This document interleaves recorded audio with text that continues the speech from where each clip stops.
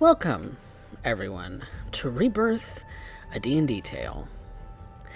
We are on session 60. My goodness. How time has flown. The Lucky Sevens, in the city of Diamond City, in the giant kin country of Darmstadt in the continent of Ionia.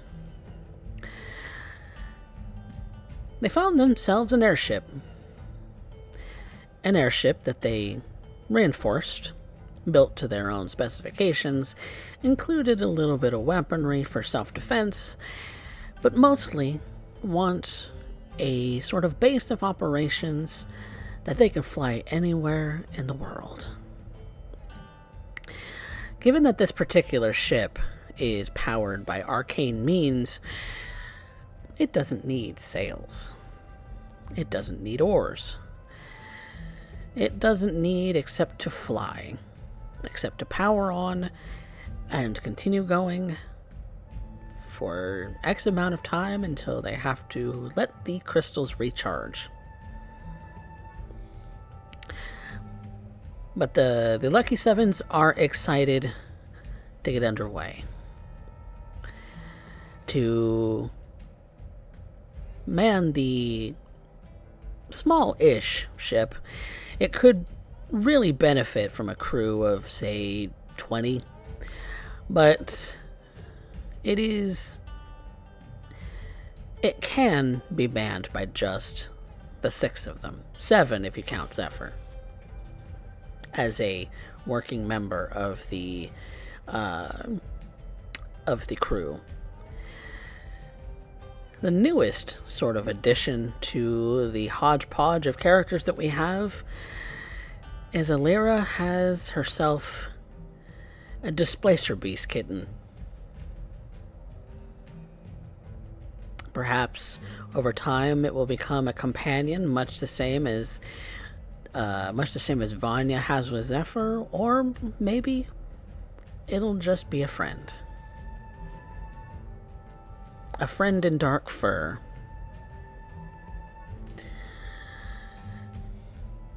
The Lucky Sevens have gone aboard and are looking to make their maiden voyage. So, Lucky Sevens, where are you headed?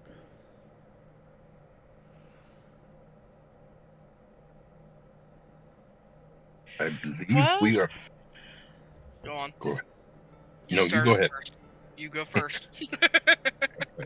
I believe we are looking for the water tribe of druids who are in the big middle of the ocean. I believe we are headed back towards where we first started our campaign. Towards the Adamantine Reef at the Goriera Archipelago, where it is currently summer. Maybe warmer climates will do you all good. For the time being, anyway. So, this ship travels at around 1,200 miles per day. If you go on a 24-hour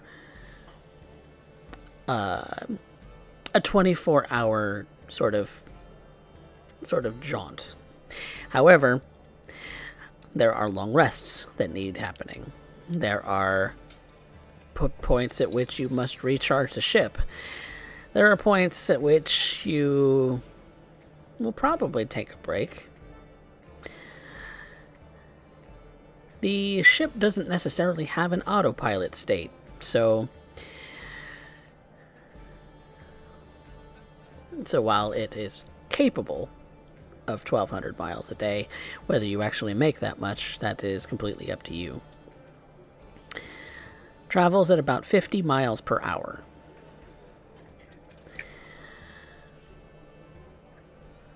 So, to be clear, this thing has an above and or above section, and you can actually hide under its hull or in its hull for storage and what have you. Just to be Yes. clear, it's not just boat So- with wings, right? Right. So So to be clear, no. the structure of the ship is 3 decks. You'll have a bottom for the hold. You'll have the middle for all the rooms that you've made in this. You'll have the top deck, and then the sort of elevated fore and aft sections. Okay. It looks like a standard ship. It just has a metal hull reinforcing it right now.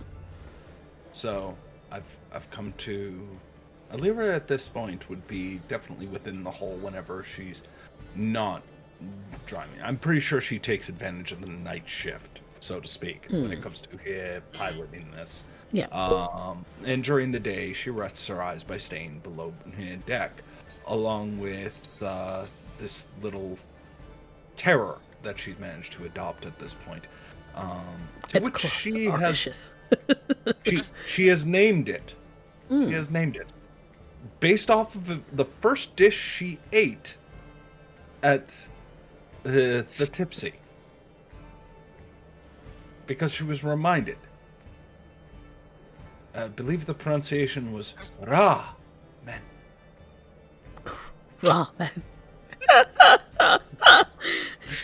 Beautiful. She was reminded of with these 2 tendrils, and immediately upon thinking of it, these 2 tendrils, Noodle she was imagined of this first dish she was exposed to upon the surface world.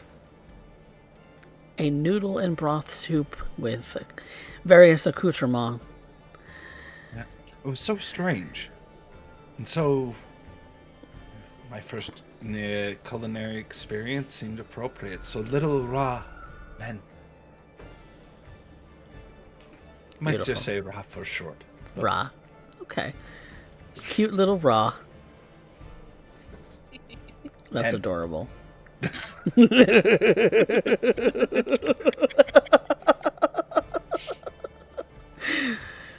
Delightful.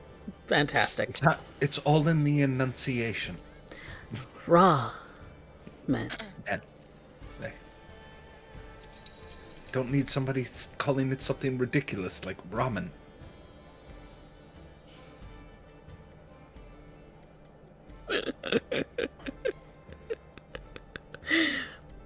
Well, Alira.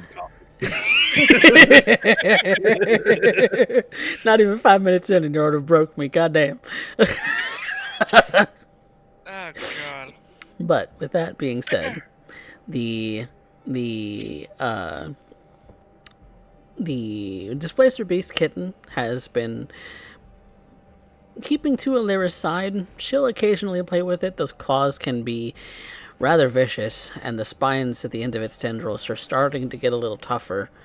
They might start also causing damage before too long. They'll grow up pretty quickly, you know that for sure, given how big those adults were. I can't stop it from chewing on that cannonball.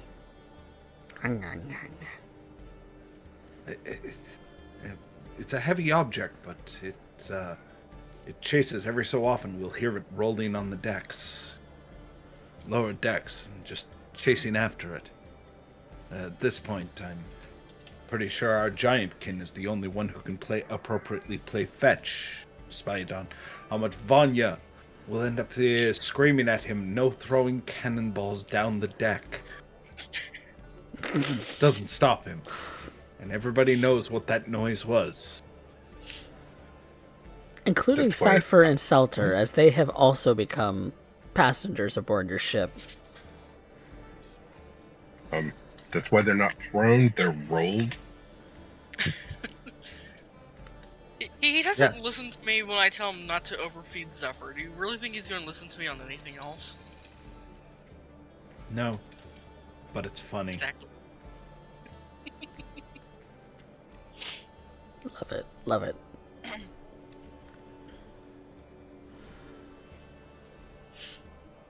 So, during the nights I will end up piloting. Outside of that, I will end up leaving it to the rest of our companions. After all, there's a lot of us.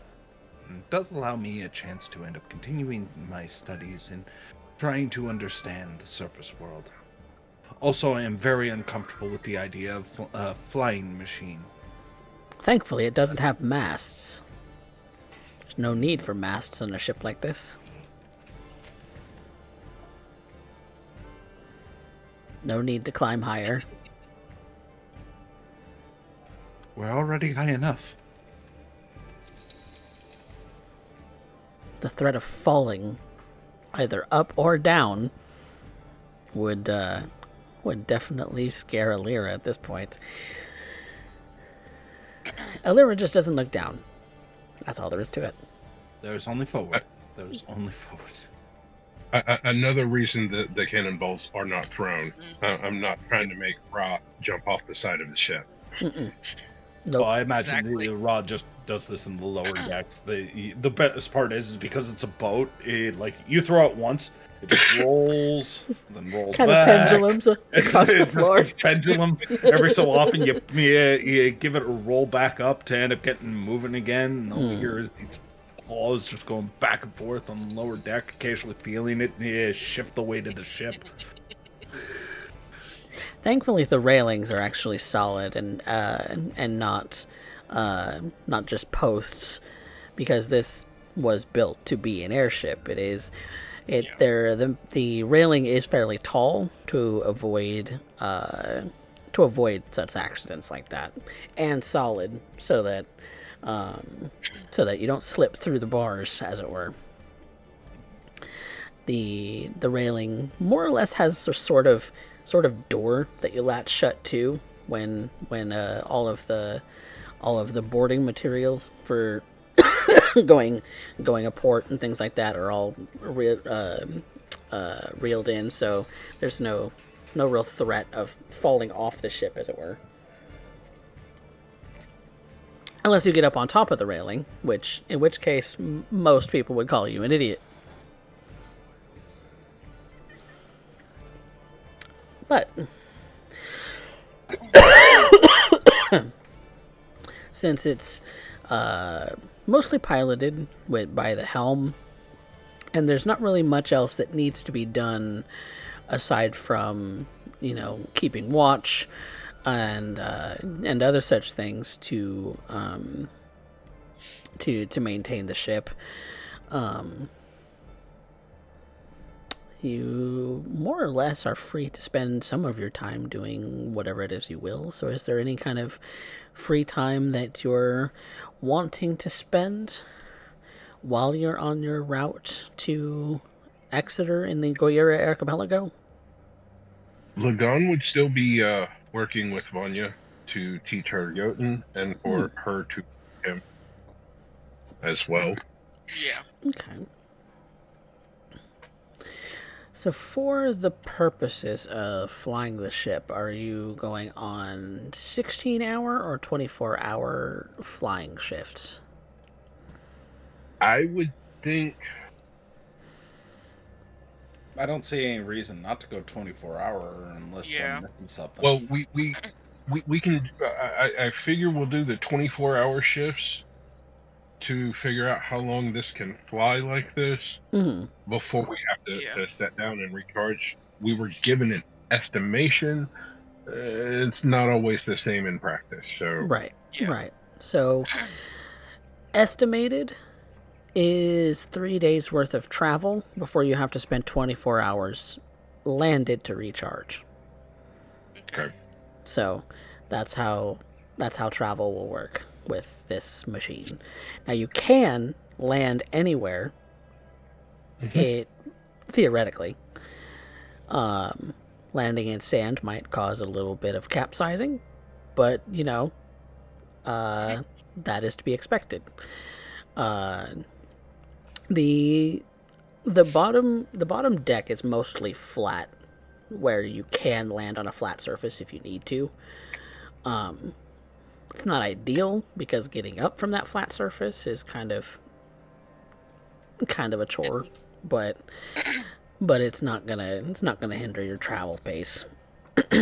So you can travel at the rate of the 1,200 miles per day if there are, 3 of you who want to go on rotating shifts for 8 hours. Yeah. And then spend, 16 hours then, sleeping and or doing other things. Yeah. I figure we could also put Emerald to work. Oh, Emerald is also here too, huh? Oh, yeah. Yeah. Whatever shift Lagan is not working on flying ship, he is monitoring on Salter and Cypher their progress and healing. Yeah. They're healing slowly, but it is a progress. They're Making more people. Still very weak, and it still looks as if their injuries kind of mirror each other. But in terms of their recovery, they're recovering from like broken bones and, severe lacerations and things like that. They are going to take time to recover. Right. Oh, yeah. It's the nature of their injuries that and how they mimic each other that Lagan is specifically keeping notes on and writing in the book on and expanding the knowledge from Celine. Mm-hmm. Especially with these type of injuries and that they both had them and trying to monitor their progress. To be fair, That's there's all. not a whole lot in the book about Celter and Cypher being mimicked like this. It's not something that was very much explored, or there wasn't a whole lot of time to do so. You get the distinct impression that that could be a reason why there's not a whole lot of documentation of it, of their situation.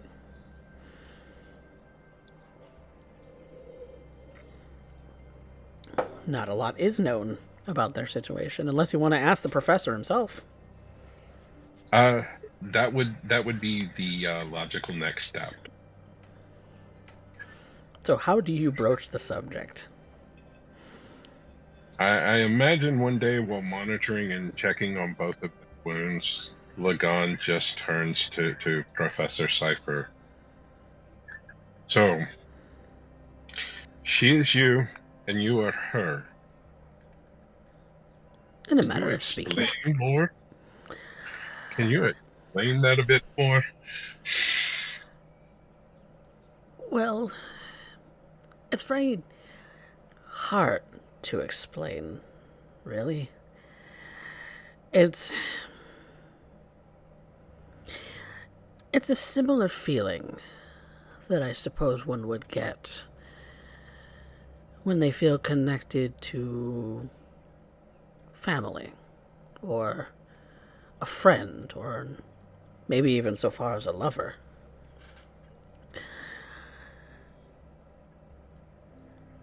But that doesn't go away at all. It's like it's permanent. It's like you said, I'm her and she's me. And I really can't think of another better way to explain it. It just happened one day. I appreciate your attempted analogy, but I think it falls short. Yes, lots of words fall short for what it is that we experience. You are a bit more akin to literally having someone else inside your head and skin, feeling and thinking the things that they feel and they think, being harmed or, I guess, happy by whatever harms them or makes them happy as well. You literally have someone else in your head and in your skin. You share your injuries. I'm sure you share your thoughts.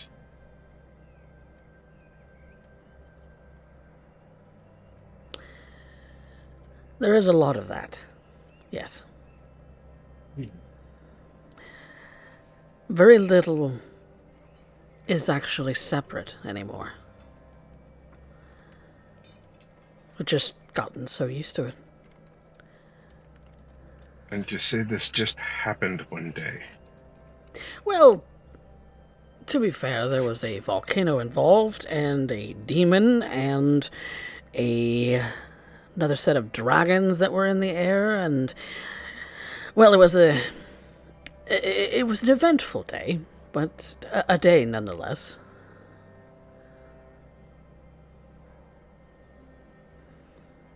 There was a necessity to get the entire crew away from the volcano as it was about to explode. I gathered up what energy I had, pulled it together with Selter. We took the helm of the Repentless and teleported everyone to the Shadowhar Empire, if I remember correctly. And we haven't been separate since.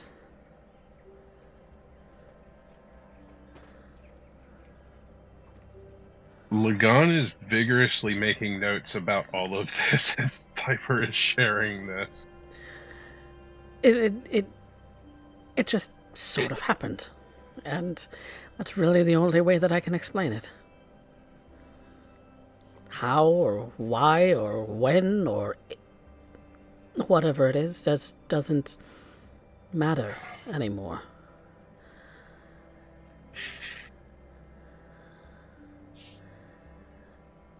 So long as she exists, I'll exist, and vice versa. And together you are the ship. Yes. How does that work? Well, that's is an even longer story, I think. The Repentless was always sort of I won't say sentient, but willful construction. It had a will of its own, whether it knew it or not. It found Selter. She became part of it first.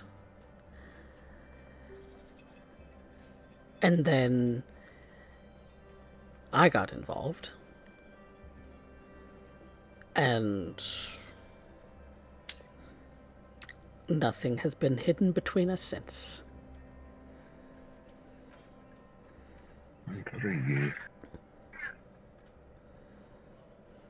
And this all happened with the three of you through a teleportation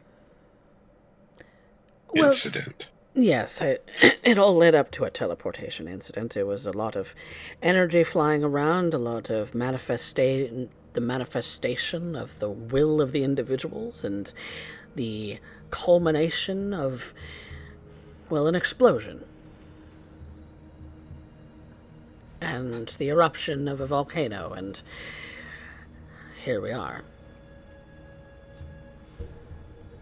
A lot of energy flying around. You've noticed that when magic sort of culminates together, certain volatile reactions happen. I've noticed there are particular areas that any magic causes.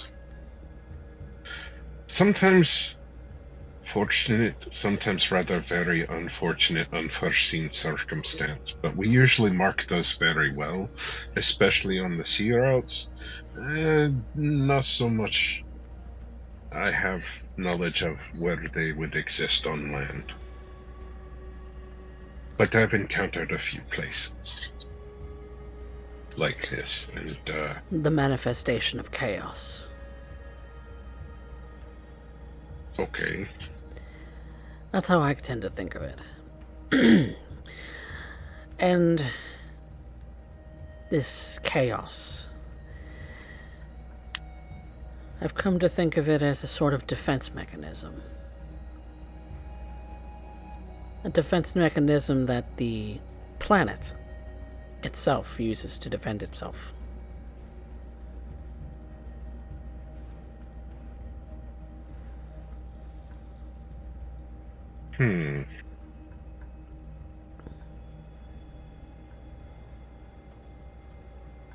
I could think of several other beings who would be this manifestation of chaos themselves. Such as Arya.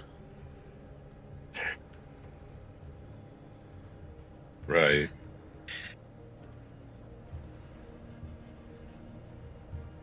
That would mean that Haroon was too.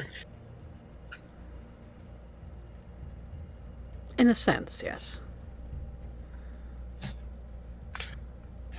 Without Haroon, Arya wouldn't be here. Yes. I am very aware of that.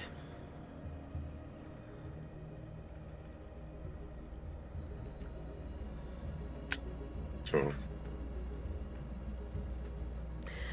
Teleporting costs a lot of energy.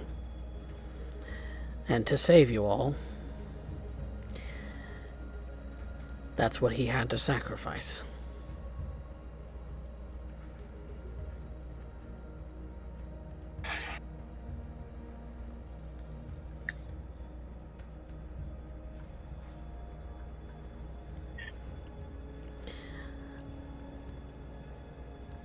I don't take pleasure in having done this to you all.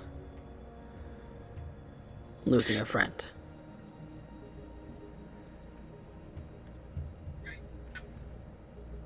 well, as much as I still want to make you swallow all your teeth over this, but knowing that it was his choice at least holds my hand for now. You do not have to mince your words with me. I'm not mincing words. Or hold back. You have become more, I can't necessarily say reliable, but forthcoming with your answers. You're not as cryptic as you were. And, seeing as how I've spent so much time trying to get the two of you back on your feet, I'd rather not have to nurse you back to health by breaking your jaw. That is far easier to overcome than I think what happened the other day. I could recover from a broken jaw fairly quickly. This was an entirely different matter. It was, and as I said, as I've spent so much time, I'd rather not cause more injury. It would just slow down your healing process that much longer.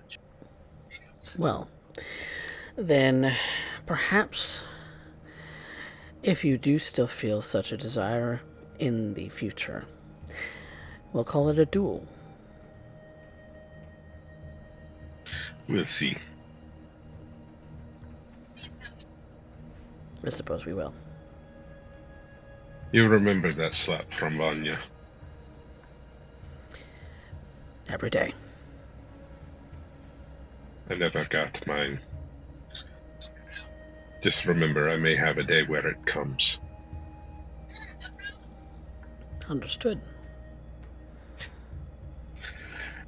And Lagan is going to go sit down and start doing some more research if he can, trying to find out about these eldritch type energies.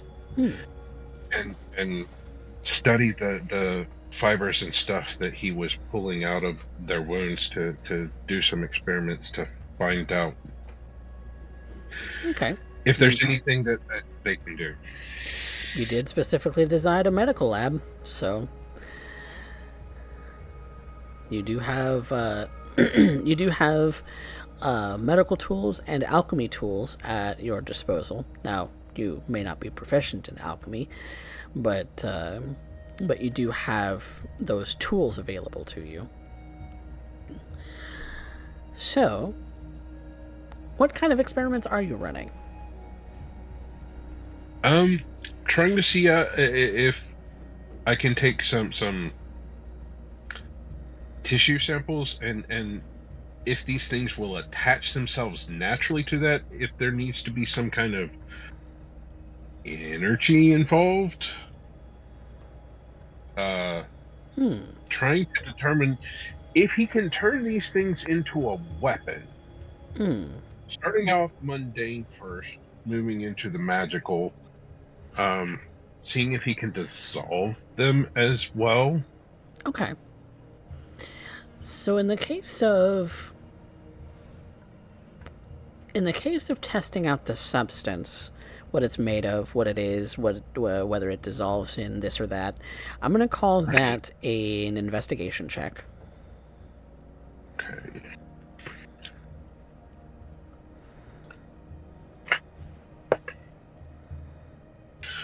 $18. Okay.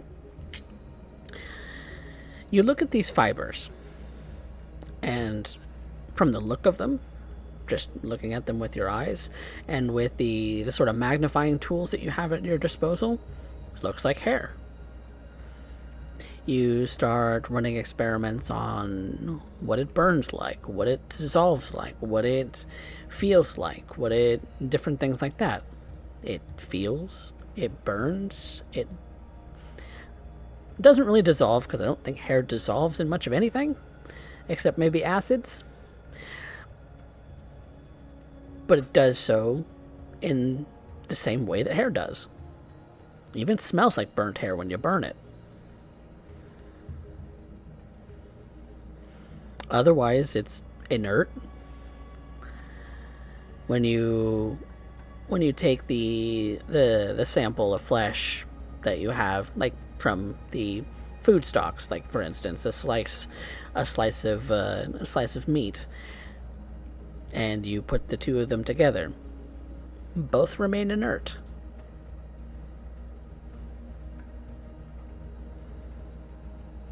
So your scientific experiments tell you it's hair.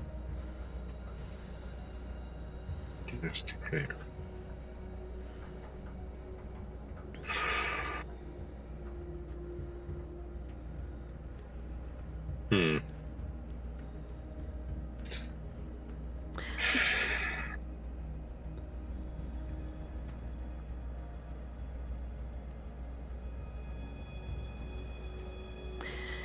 But based on the source of where you got it from, you pulled it out of a wound that was caused by some kind of blast, according to the professor. Some sort of energy mechanical blast that seemed to grind wounds into existence and then deposit this hair. This particular sort of hair also comes from the wound stitching that you have seen on Emerald. It's the same color, same substance. In one is helpful and the other is harmful. So whatever it is, it does both for the person involved. The person manifesting it is what it does for them.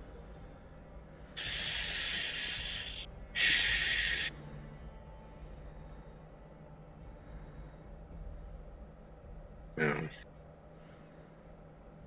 And it's something that the Grioran Empire is experimenting with, which doesn't sit well. Not at all.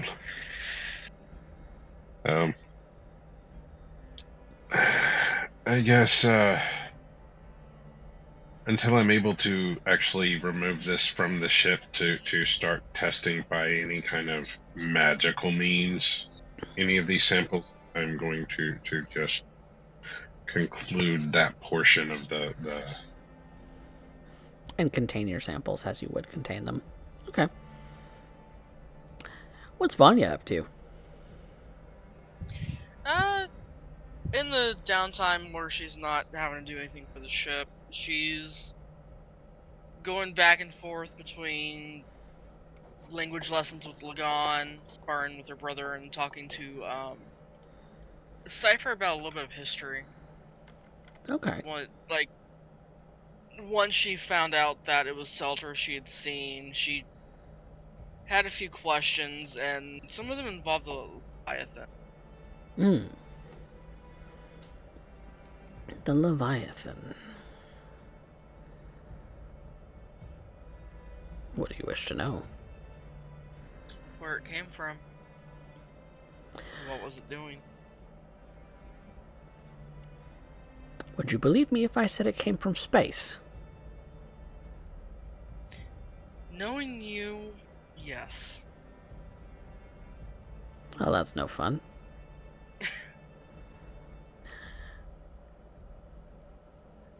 You do tend to take me at my word, far more often than I think a sane person ought to. Who said anything about me being sane? You should try to keep your sanity, honey. It does you a lot more good than it really does, than you can possibly understand. It's whenever you seem to be involved with something. It's at that moment. Yeah. Lyra ends up walking by. Perhaps its sun is about to rise, and so she's going to the lower decks, and as she does so, she looks to Vanya. Are you okay, Vanya? Yeah. Fine, just talking You were with the talking to professor. yourself again. Shoo. Go to bed.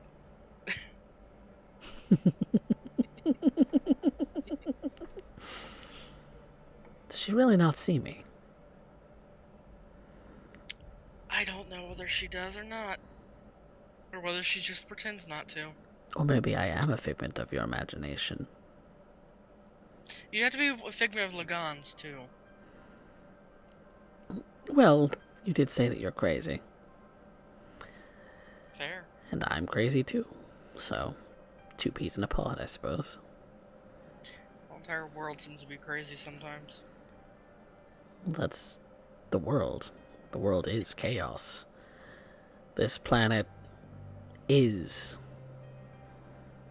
chaos. Well, they have a point. From what Arias told me. Most call her Mother Nature. Most call her different things.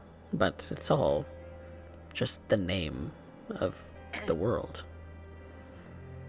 And it's all chaotic. But within a certain rhythm.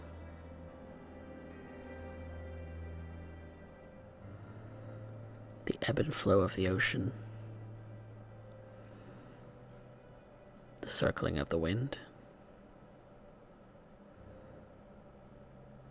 You had a point. I'm sorry. And well, I was starting to say before Lyra decided to be a Lyra.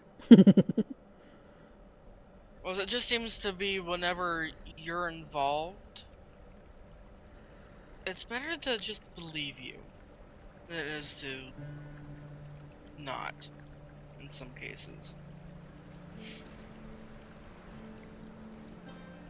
I never seen or heard of anything like the Leviathan, outside of, seeing it whenever it came by through the mountains.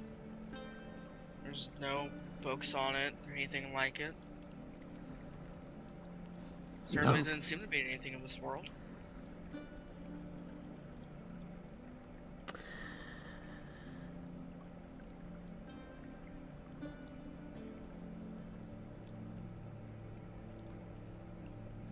Most of what the Fallfire Crater was happened millennia ago. A creature aboard maybe a ship, but maybe stone, maybe something else entirely, crashed as if summoned, burrowed its way into the deepest recesses of the earth, and lay dormant for eons. Until such a time that it didn't. Something well good. It manifested.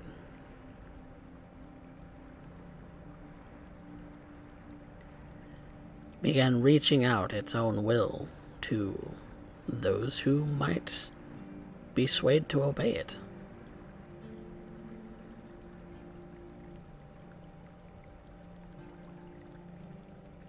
I knew several people who had been influenced by its will.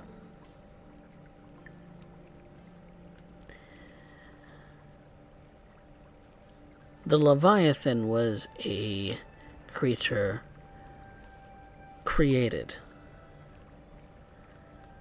to protect the Fallfire Crater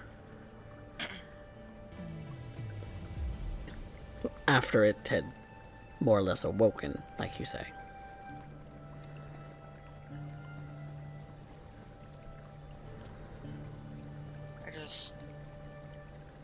I remember the feeling of dread it brought.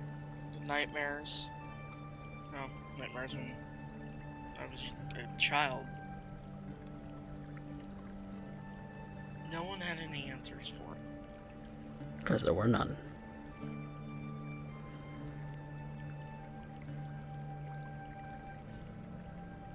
The only people who would have those answers, aside from myself,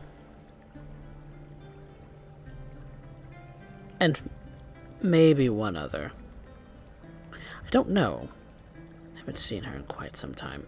But the rest of them, they're gone.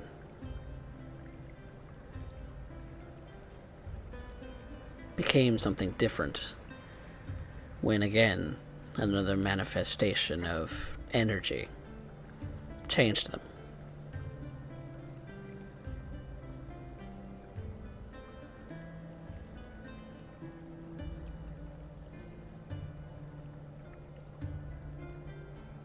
So this creature that the Leviathan was apparently protecting, according to your words, is it still around? No. Bits and pieces of what it left behind are, but Shonneruth itself, it's gone. It did what it came to do, and then left. I see. Man-o-Wars, the manifestations of what's happening to your brother, Caleb, there are just bits and pieces left.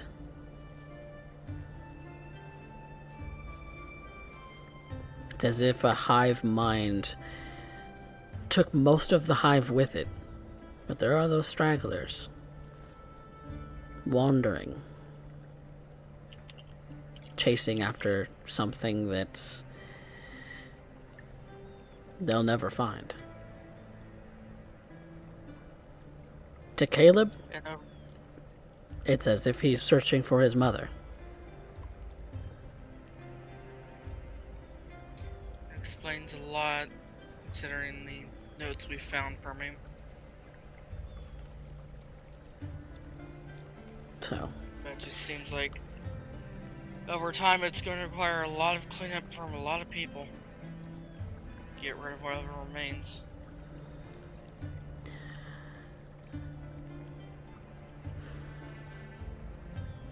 it's dangerous. Whatever it is they're doing. It's very dangerous. Thank you, Professor. I've had those questions for years. Glad to finally have some answers to them. Which only created more questions, didn't it? Always does. Always will. It never stops, the not knowing something.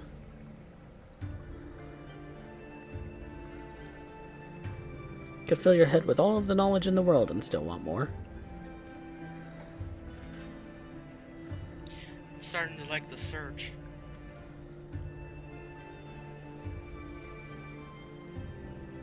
Maybe, when all of this is said and done, you'll join me on that search? We'll have to see what happens. Whoever comes.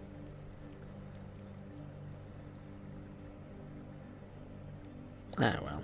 First, we have to deal with this, old god. Yes. Yes, indeed.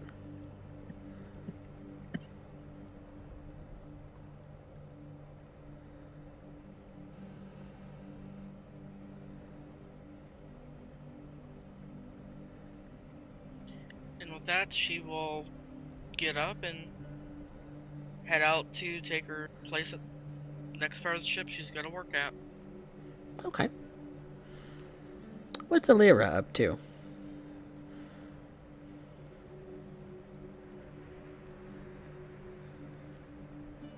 Mostly at this point, Alira would be spending most of her time below deck. Maybe reading a few books that she ended up getting from Diamond City. Trying to get a better understanding of the world, culture, literature, and what have you. The helm makes things particularly easier, as all of this is written in languages most foreign to her. Mostly she's just reaching for it, but in her private moments when she's flying the ship, she looks to her mentor's head, placed as a staff, and wishing he could see this. Wishing he could see that without wings she flies. That the world above is not a pyre, but a growing civilization, almost as regal and as beautiful, in some cases horrifying, as her own.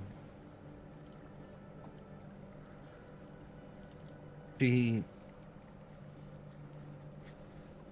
also comes to realize how much she misses her people. She's always been on the outskirts. It was her role. Alan was not a shall I say, the most hospitable of mentors. Very much a hermit, enjoying the solitude. Almost in his early days, nearly 100 years ago, resentful of the little student that would follow. But ours was the eyes of our queen, beyond her borders, beyond her walls. She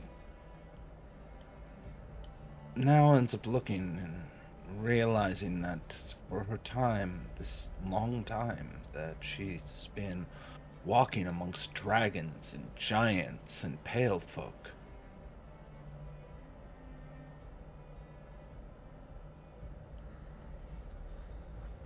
She's realizing that she has very little to ground herself. Every so often she continues to end up honing her capabilities, but even in the air, it's also artificial. Save for maybe a flock of seagulls that she ends up seeing, and maybe veers a tiny bit off course just to fly with them just a bit before they're eventually scared off, and which case she does her best to not let her more predatory instincts take hold. They do look delicious, though. But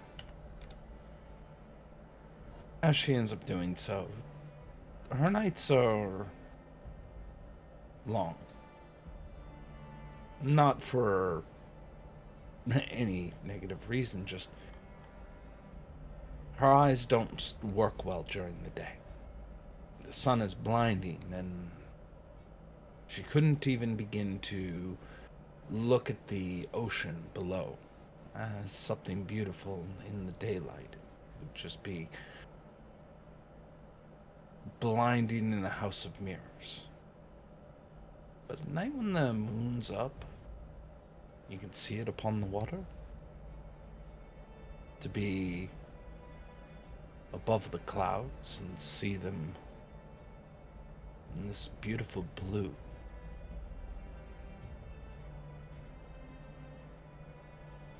She doesn't think any of her people would have ever seen such things. She exists now in a world of fantasy. Or, as Vanya earlier said, perhaps she's gone mad. Because no one would believe the tales she would come home with if they were to ask.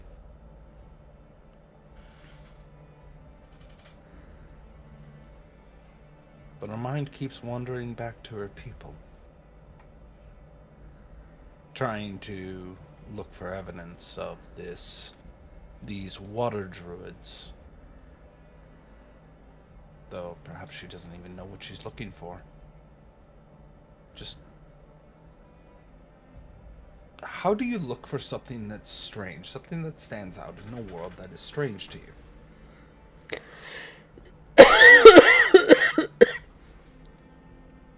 You look for what you have in common. Their water doesn't even glow green. No, you start to wonder if you'll ever see those bioluminescent poles again. I'm sure I will. Might take another 100 years, but I guess that's not really important right now. Silly sentimentality.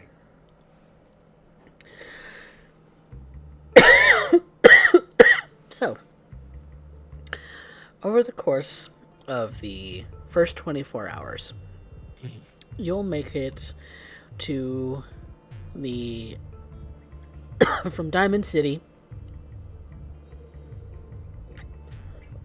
to Emerald Waters and into the Covenster Islands, where the sea route gets a little treacherous because it is very much a sort of dedicated route, because there are canals and safe passageways through these islands, as they're very long and narrow. So traveling over most of them seems like the ideal spot, and that is where you make your first rest and recharge.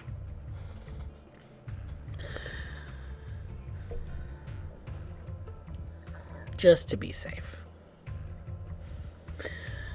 Which, when you look at the map again, you'll see that the route to Exeter is, or at least to the very, very tip of the Adamantine Reef, is maybe going to take another day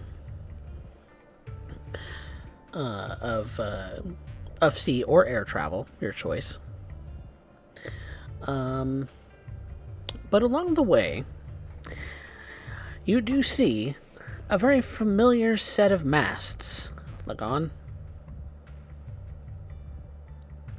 Traveling low enough to the sea that should you need to land, it is not a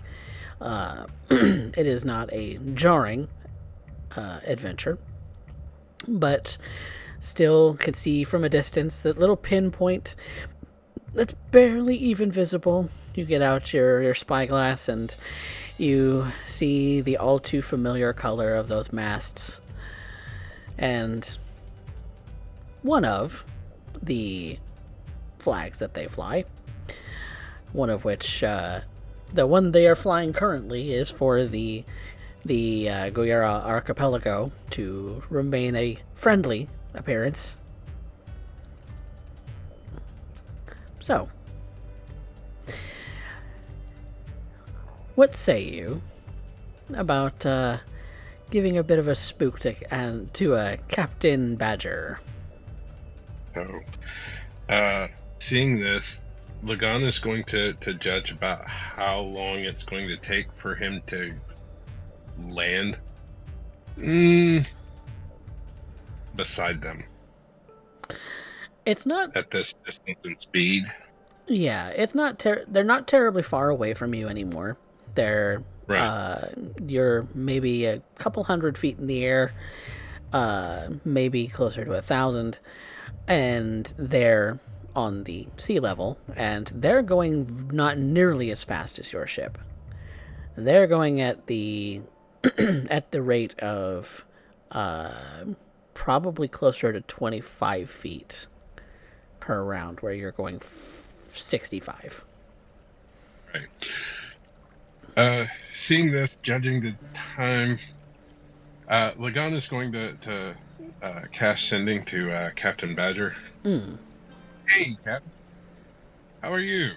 Where are y'all going? Haven't seen y'all in a while.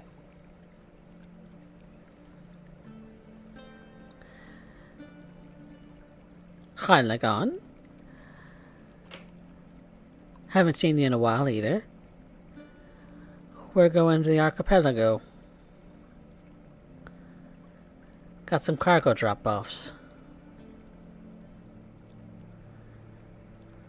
And that's where the message ends. Lagan will recast. And isn't that a coincidence? I seem to find myself headed in that direction too. Maybe I'll see you soon. Here's open.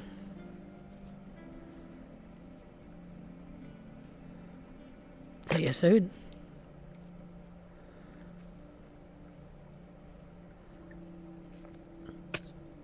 And what? And then Lagan will start making his descent and slowing down so that it's not going to be as jarring of a landing on the water next to the Anbani.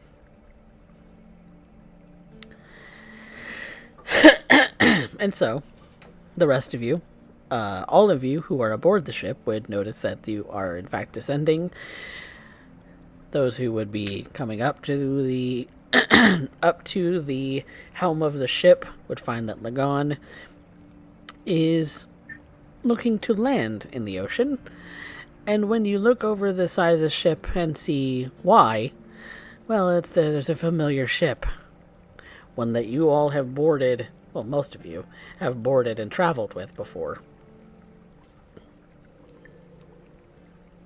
Fonny's just gonna grin, knowing exactly what he's getting ready to pull. Vanya, go stand over there by the cannon. She's gonna do exactly that.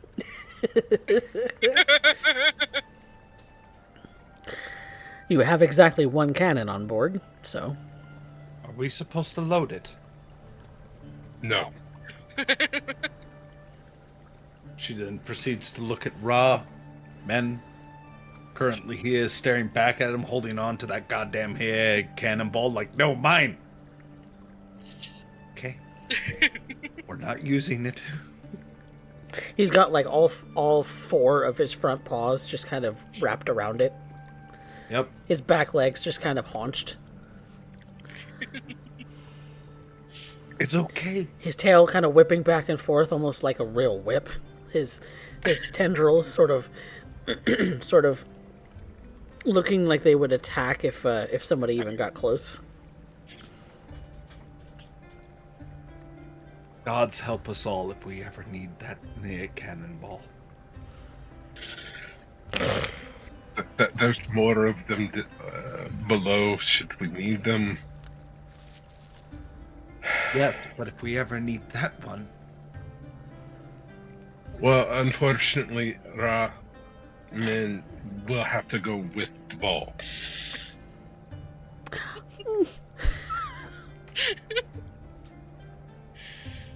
Agreed. Yeah, quite a surprise for whoever is on the receiving end of that. I almost wish that day would come. That'd be so much fun to watch. They'll have no worries of the cannonball at that point. It's the giant fucking cat that's attached to it.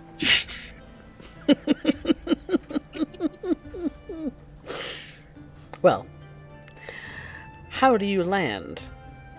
Abruptly? No. That's why I said I was also slowing down so that I can actually make a safe landing. Okay. It's a very soft and safe landing. Okay. A little bit harder. Not completely soft and safe. You don't intend to capsize them, but you want to cause a little wave. Just a little wave. Okay. A little bit of a wave. Okay. So, I'm gonna call for a sort of piloting check to just to see how big of a wave you cause. It's probably not gonna capsize them, but we'll just see. So make an Arcana check. Ooh, that's a natural 20. You land exactly as you like. Control water so that I can add a few more feet. So it will flow over the deck, but not wash anybody away. Not wash anybody away, and as long as they've lashed everything down as they're supposed to, none of their cargo on deck will wash away either. You give everyone on the deck a start, but then they realize that the wave is not tall enough to crash anything. They're just kind of getting their feet wet. They they look over at the ship, and you can hear Morgan shouting, "You stupid bastard!"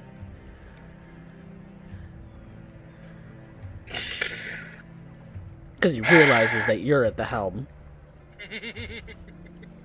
Which stupid bastard would that be? No, but you're ugly mug. And an ahoy, Captain. And Captain Badger, the very small frame that she is, will give you an ahoy as well. Okay, now I have never encountered Captain Badger, so through the blinding light, what am I seeing? You see Don't forget your sunglasses. A very small woman. Kind of poofy red hair with a sort of hat on the top of her head. She's wearing what looks like sort of a white tunic and black pants. She's got a sash around her front. She looks like she might be wearing some armor underneath that, cobbled together. But she is very small. She is less than 3 feet tall.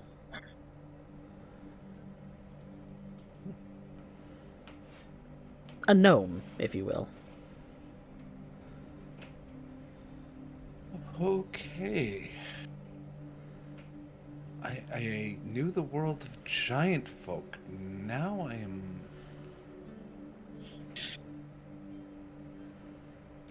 am the giant folk. Both the crew of of the Ambani and the other members of your team start putting together the sort of boarding each other in a friendly way, sort of a deal, where pulling together with the hook, the boarding hooks, the planking between the boats. Yep. Mm-hmm. Yep. Where the ship that y'all have don't have masts, theirs do. They have very tall masts with just big billowing canvas sails, and the Anbani does seem to be a bit bigger than your own vessel. Not by much, but just a bit.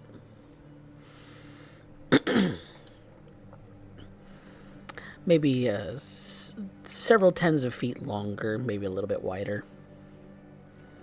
Mm-hmm. And as soon as Lagan comes aboard, just about everyone starts dogpiling on him and giving him hugs, giving him handshakes, punching him in the face.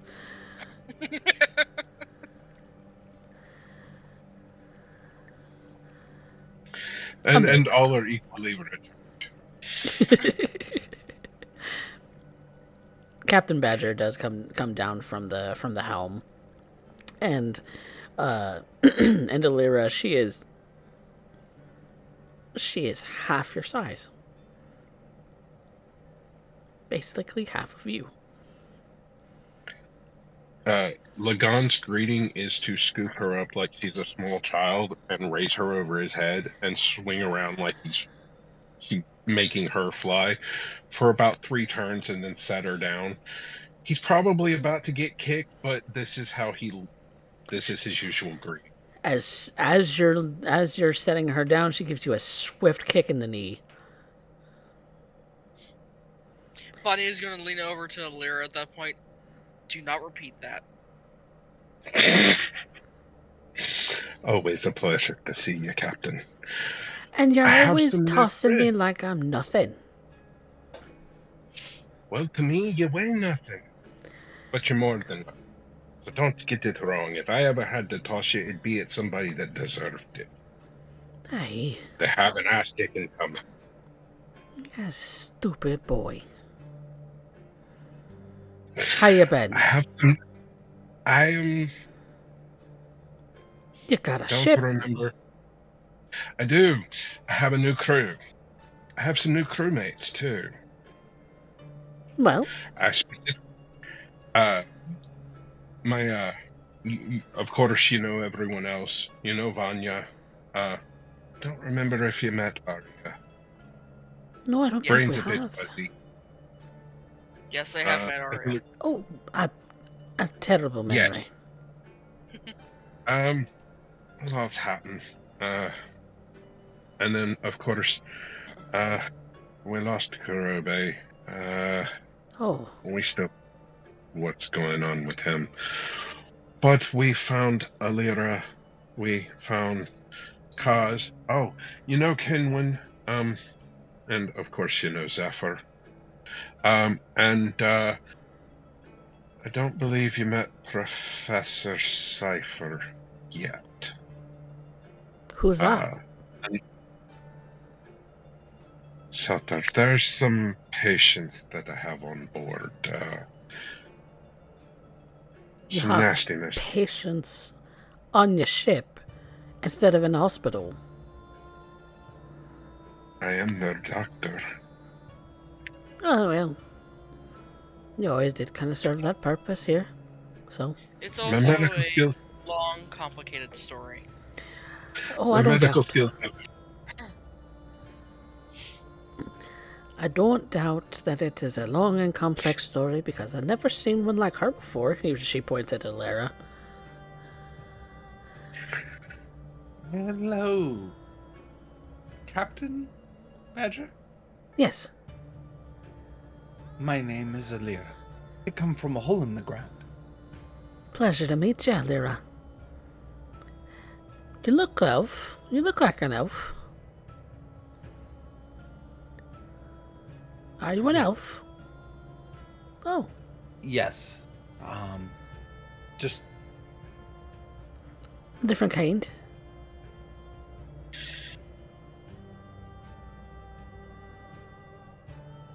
When she said a hole in the ground, she literally meant in a very, very deep hole in the ground under a volcano. That's a bunch of horse shite. Would you believe that I came from a cloud? That's a load of horse shite, too. That one is. She leans to Alira. What's a horse? Big thing pulling all the carriages back in the city.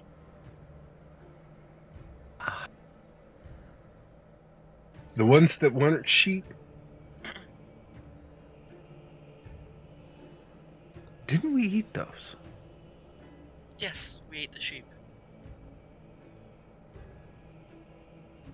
You see her like as if she's trying to put the logistics together, like for a second, and then remembers, oh right, Captain Badger. You look confused. I'm just as confused. But maybe we can Get rid of some of that confusion with a bit of drink, eh?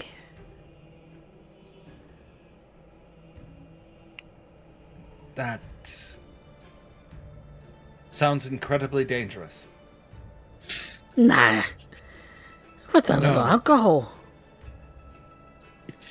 I have never gone to any establishment or any place since I've been here that involved alcohol that was safe. Which is true, because at any point have we gone to a tipsy or any other location that has ever involved alcohol, or anybody has mentioned alcohol or consumed alcohol that didn't eventually end with something exploding, something dying, something going through a table, something being blasted, or us being on the run at the end of it. So at this point, any form of alcohol is just foreboding. I understand your concern, darling. The only ones who's gonna get in a fight is probably Lagan and Henry. Henry. They tend to do some sparring matches every time they see each other. Master Morgan.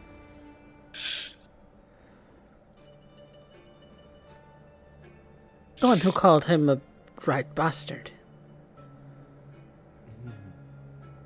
You see that there's this big sort of Goliath folk who is taller than Lagan, but he also has the same markings. He has a little bit of a heavier armor on. He is wearing fairly typical. But he is smaller than Lagan. No, taller. Oh, taller. Okay, I wanted to be clear. All right. With a big bushy beard too. Lagan is broader. He's taller. God, they make them so big. Hi. So small. So big. So small. She seems she's gonna be fun, says Master Morgan, and he kind of grips you a little bit, Lyra, by the shoulder and starts leading you down towards the lower deck. Yep, and I imagine he is going to have a hilarious time when he tries to let go and realizes he's sticking to the arachnid armor.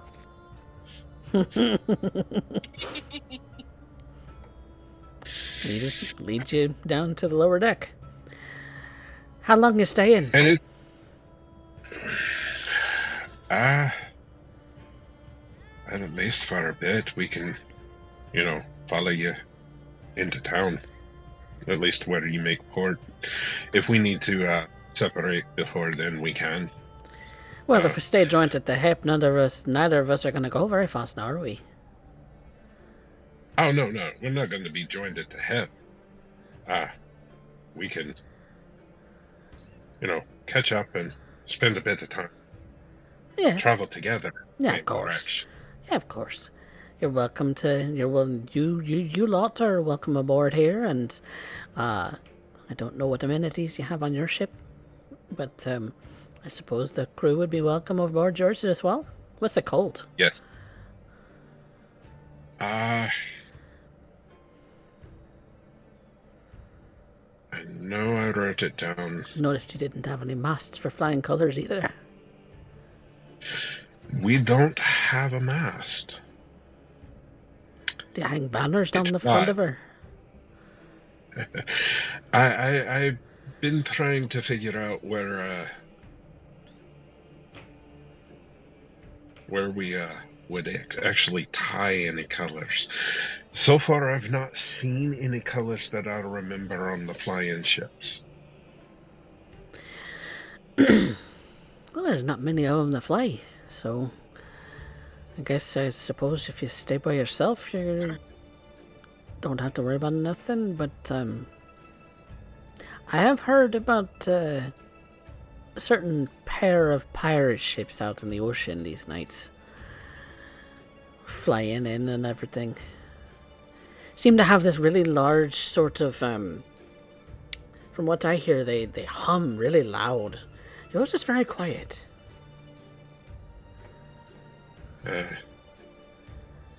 We might have caught up with you sooner, but actually spent a bit more time on this and had it customized.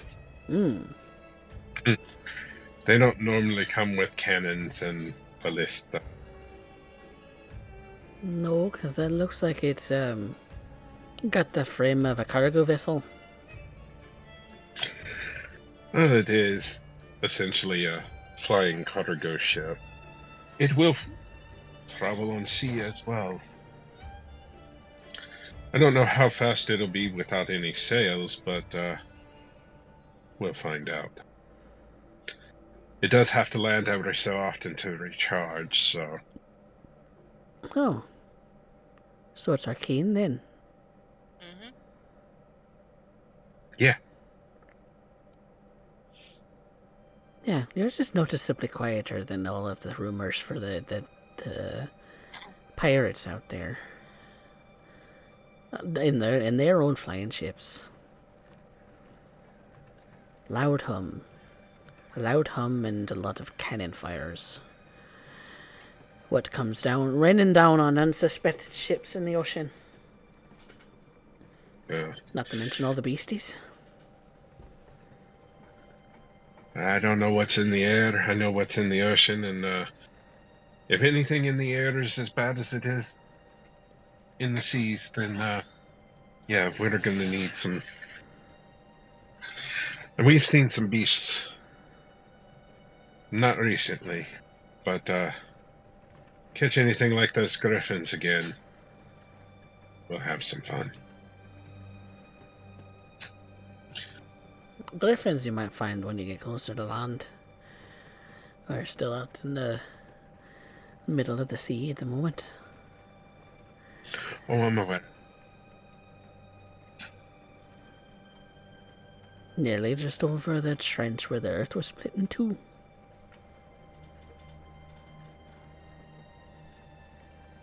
So where are y'all headed? Back to the archipelago and then on to Colchester. Got dealings with the Empire that we're coming back from. I see. There's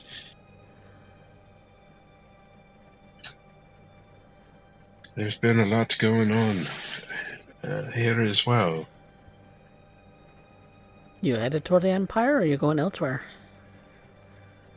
I believe we have a stop before we get there, but we will be headed on to the Empire as well, I believe. Yeah, for us, we gotta get there as quick as possible.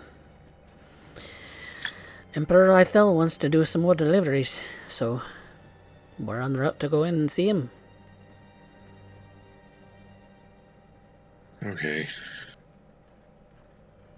Well.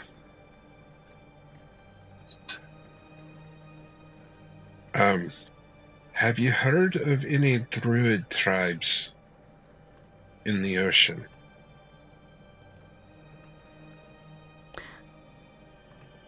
Funny. You never asked about that kind of thing before. Why now? Because it's pertinent now. Ah, well. I've heard that there were some on land.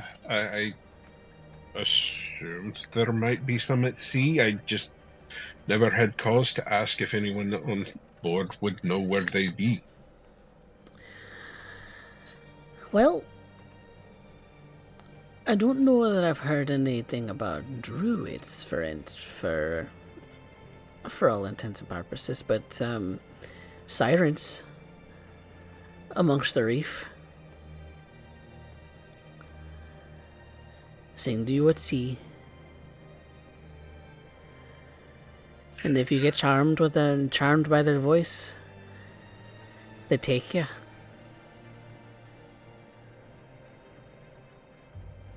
I don't know if this is the druids that you're talking about, but it seems like the closest thing to people out in the ocean. Yes. And that could just be something used as a deterrent to keep people from finding them. So,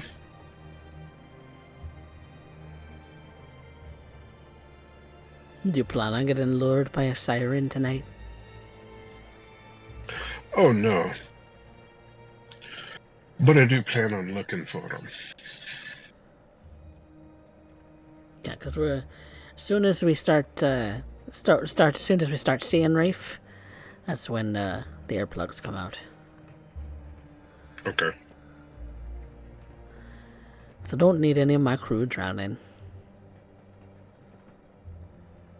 That includes you still.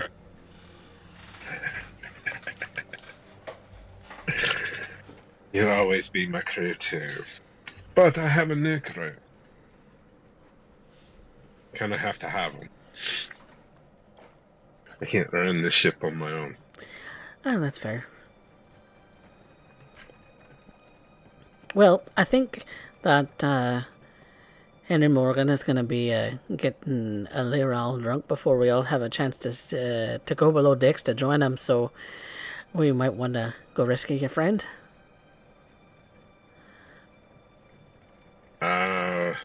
Yeah. Best.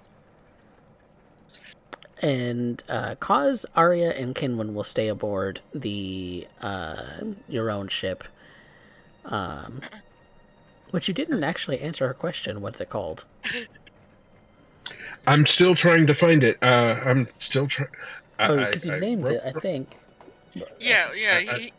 Mojo had a name for it, and I know I remember what it was.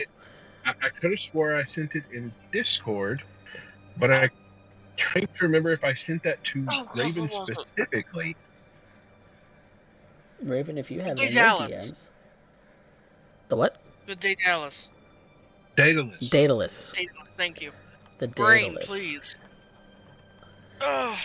The Daedalus. All right. They'll be staying aboard the Daedalus, and while the three of you who are Vanya, Alira, and Lagan will be joining on the Anne Bonny for the moment.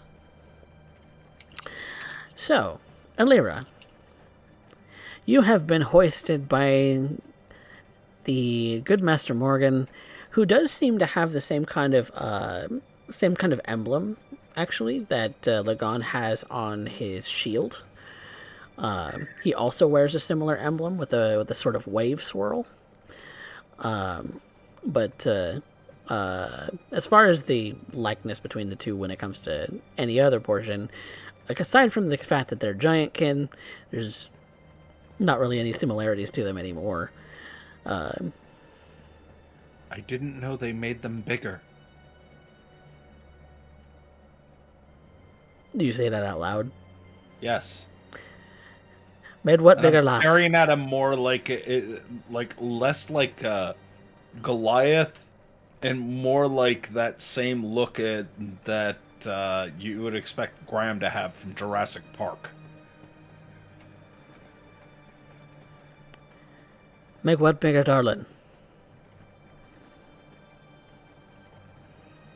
She just kind of gestures up and down. You mean to say that Lagan's the only one you've seen? I've run into a few as of recent. He's the short stock.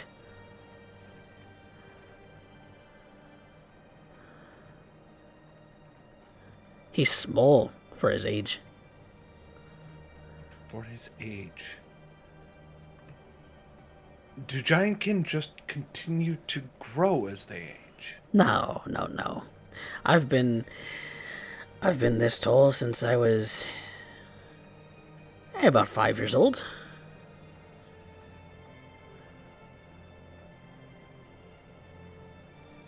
How old are you? You can't be any older than 200.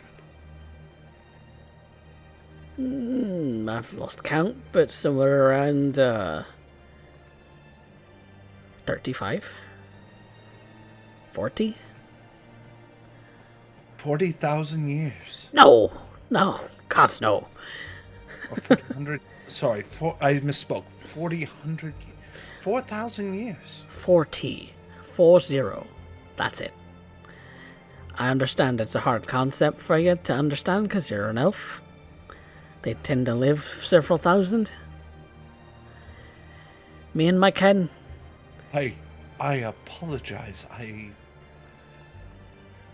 No need to apologize, Where lass. I come from, it's considered incredibly rude to ask. It's something you either intuit or you don't. It's alright, lass. You're a strange woman in a strange world. If only you understood the half of it. You Honestly, seem flabbergasted by everything you see around you. Well, in truth, I'd rather just spin a web and lay in it throughout the course of the day and wait for nightfall. Well, we can speed up the process with a drink. And he hands you a bottle of something. You're not sure what it is.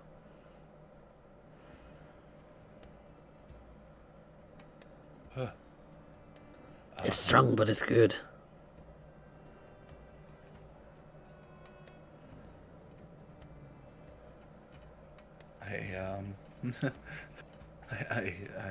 I've never tried.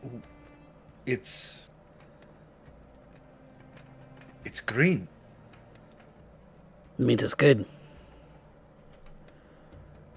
She Oh, and it tastes like It's a- swill. She gives it a small taste. Starts to. Oh. It is strong. It tastes like swill on your tongue, but there's a sweet note to it that just kind of lingers. That's what stays.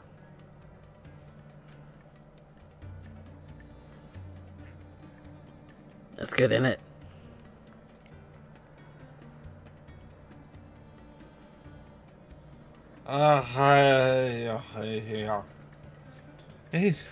Alright, it's starting to work. And he goes and takes a big old swig himself. And that's just as Vanya, the captain, and Lagon are coming down. Oh, there! How are you? How much have you given her already? She's only had a swig. It turns your tongue numb. She's like hanging on him, trying to stand. She'll be fine. And he kind of sits you down at a bench with next to him.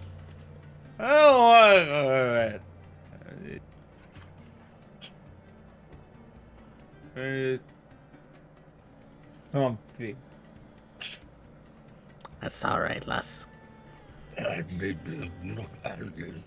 Start speaking in like that growlish, demonic deep speech at this point.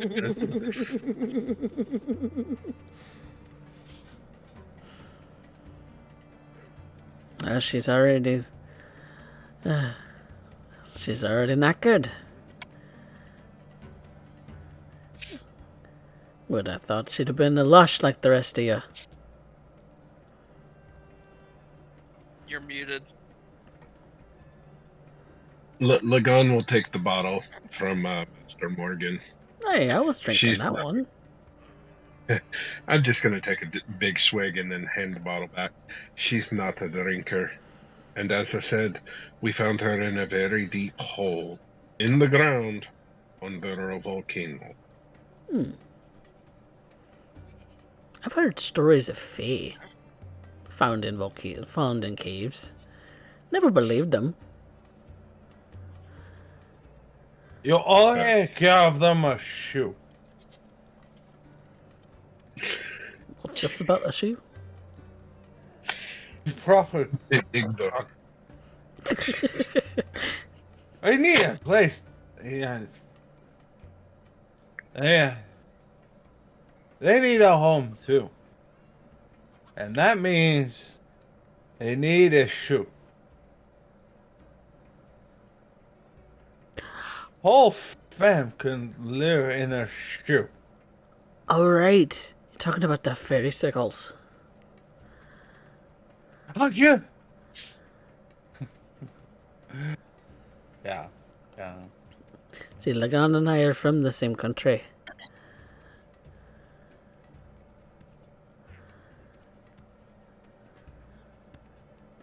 Oh. Yes. Oh. Are you sure you crawled out of a hole?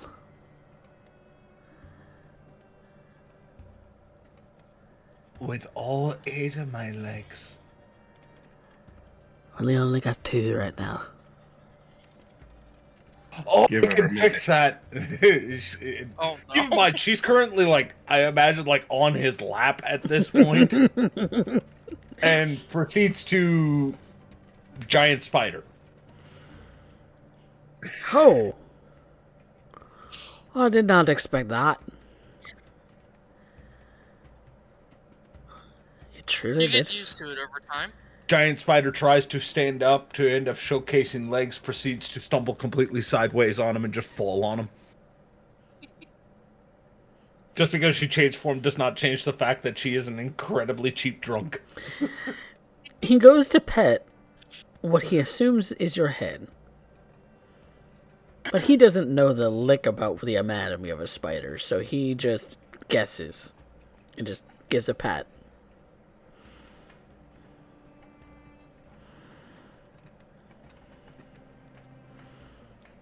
It might be drooling on him at this point. Oh, she's a goner. As I Is said, this- she's not the drinker. I've met a fair number of druids in my life, but none have turned into a spider in my lap. She This must is a like first. you. Well, she must.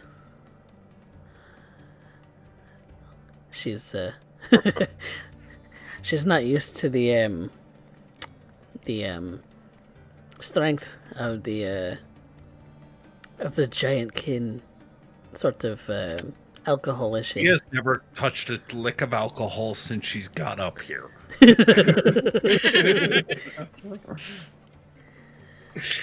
Come to think of it, I think it's the first time I've ever seen her drink. Ah, well, no, I feel a little bad because I took first from her.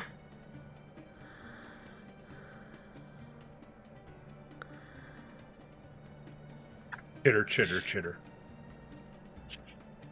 I don't know what to do with a spider. You've been on land more than I have. What do you do with a spider? For now, just leave it where it is. If it's an issue, we can move her over here. Well, there's some kind of... That's not gonna happen. She's making a web. You're stuck with her until she wakes up. Are you sure? I Yeah. thought that was her mouth. With that's the other end.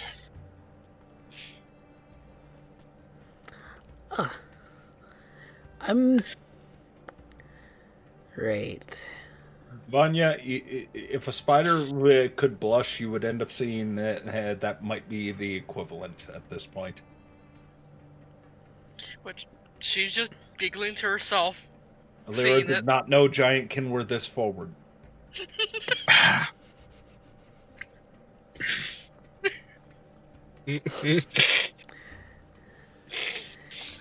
Oh, it's The gonna captain be is just... great when she sobers up. The captain is just hearty laughing right now.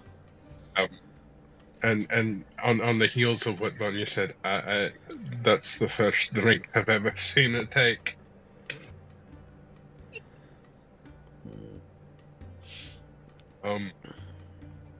We've been rather busy since we've met, and alcohol was the least of our issues.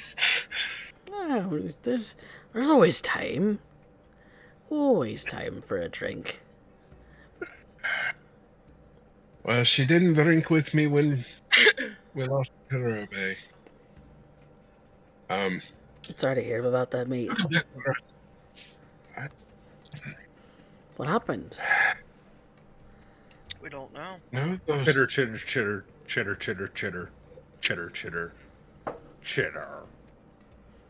we met her with Kaz. Kaz.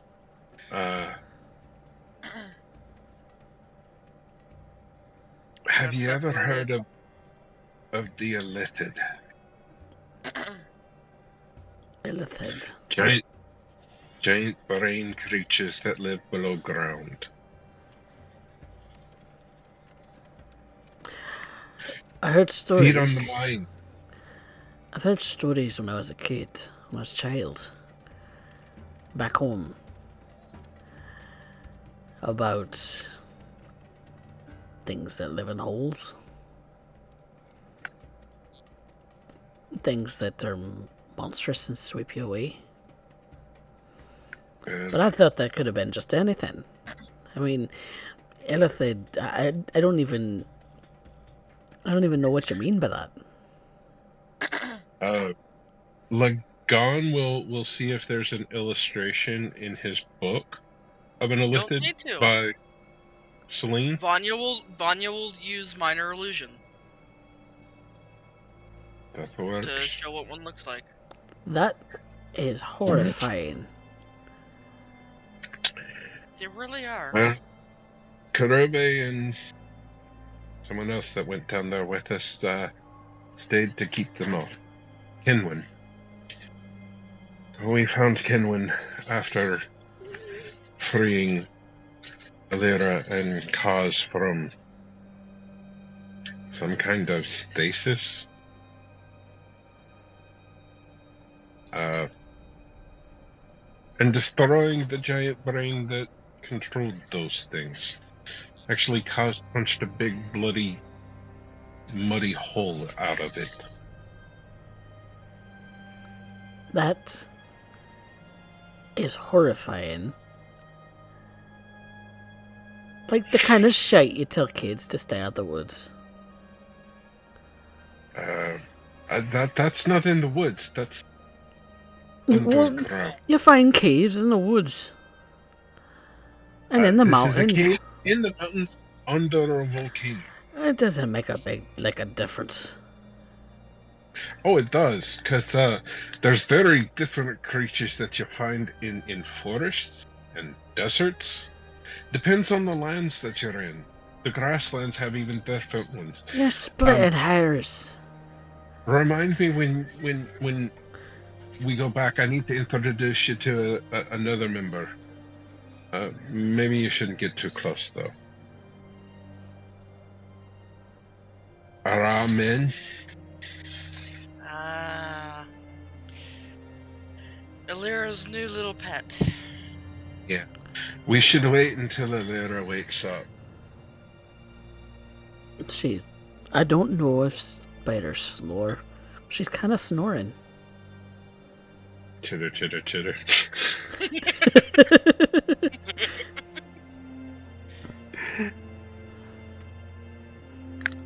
Are you awake? He kind of pats you again, Alira. Are you wanting to change back?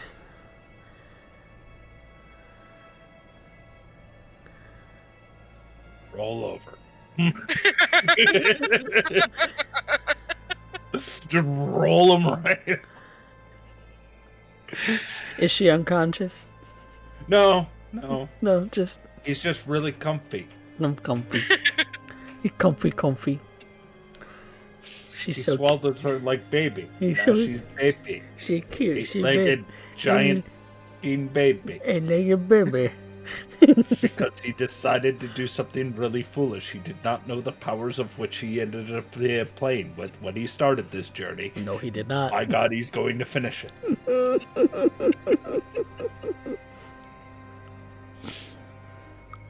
Alright. Well,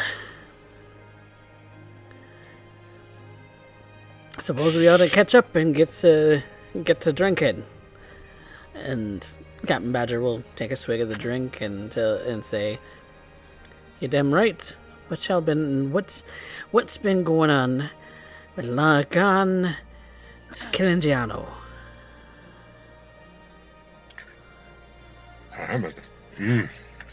My medical skills have greatly improved since the last you saw me. And you're more aware and more black. And he holds his arms out like wings. And then reaches into the bag of holding over his shoulder and then pulls out the giant bird skull mask and puts it on. God, that's terrifying. What's she doing going around looking like the Raven Queen?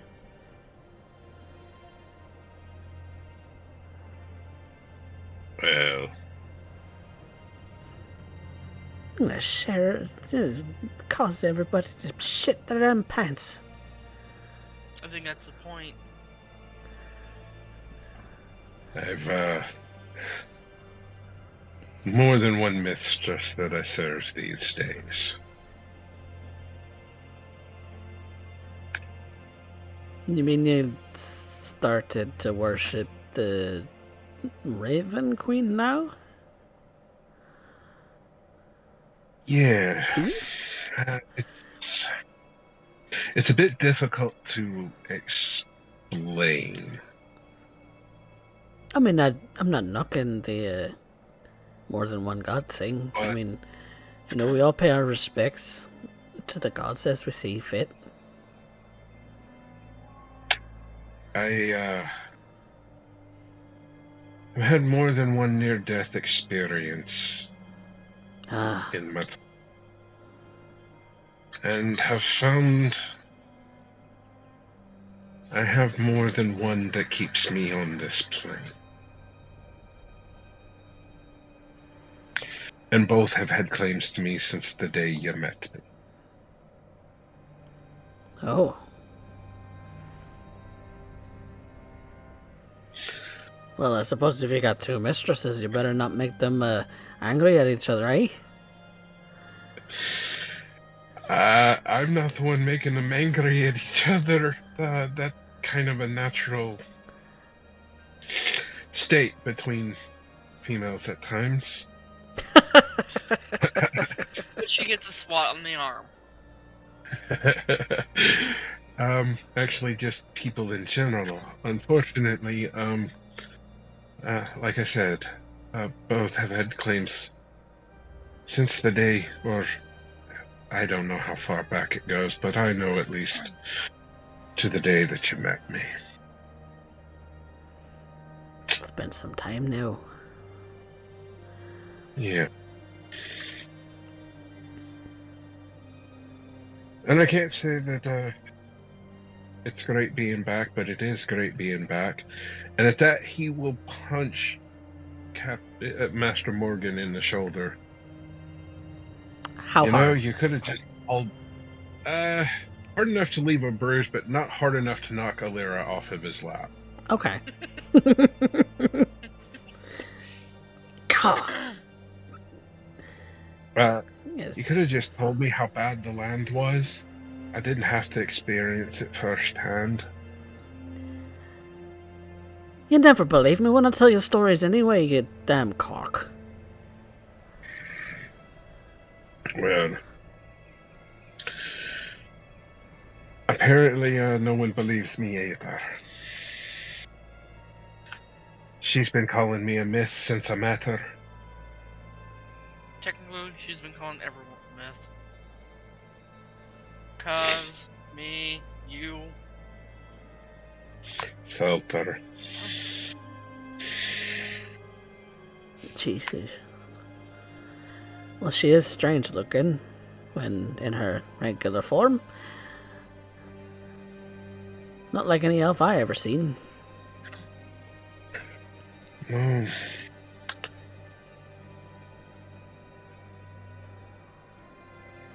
Although I have known shape changers. Changing shape can be fun. Obviously, by the spider in your lap. I just don't know what to do with a spider. I don't like them. I mean, I do, but I don't. I don't know how to handle. I don't know what end is supposed to be the face and what end is supposed to be the ass. Oh, look for the fangs and you'll see 8 dots that look like little half globes. Those are eyes.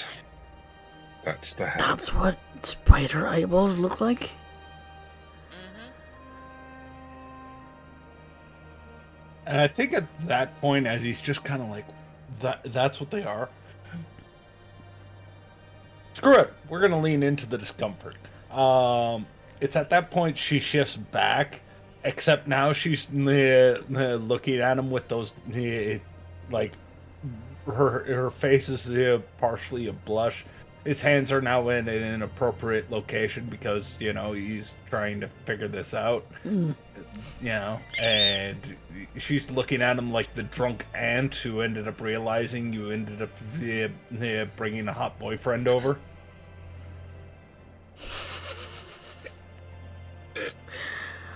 Oh, sorry. Sorry. I didn't mean to,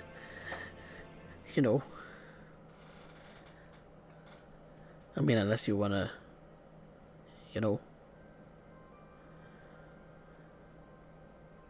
And now we end up using a proper drow custom. She proceeds to grab him by the hair and starts taking him to into the supply deck. In which is the only hair on him is his beard, and he's being grasped and taken away.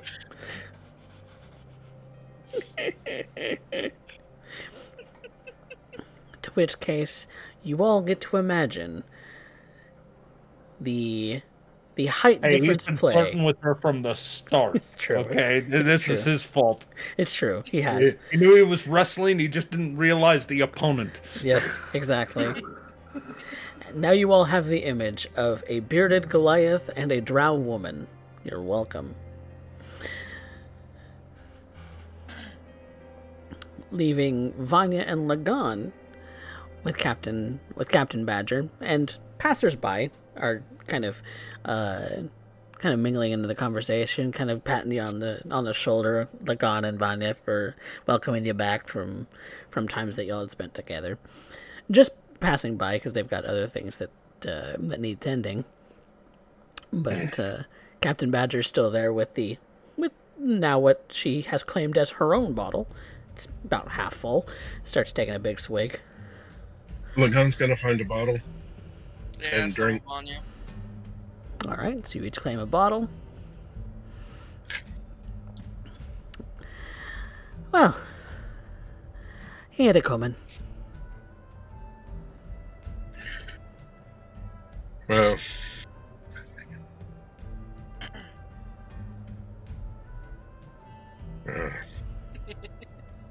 He makes his own messes. He knows how to make. He's fine.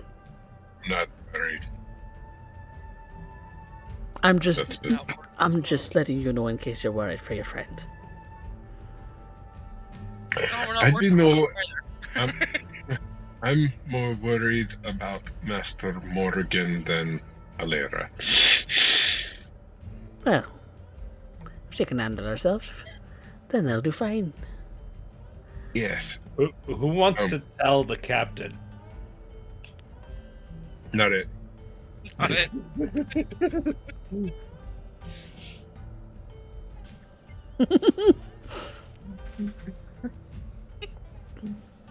Or part of her psychology.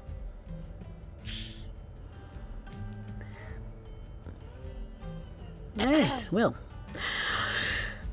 You were saying, Lagan, that you had been up to something. What brings you out to these waters again? You said you're looking for something. You said we're interested in that siren story, of course, but why would you go by looking for them? Or druids? My friend Kenwin is supposed to be meeting them.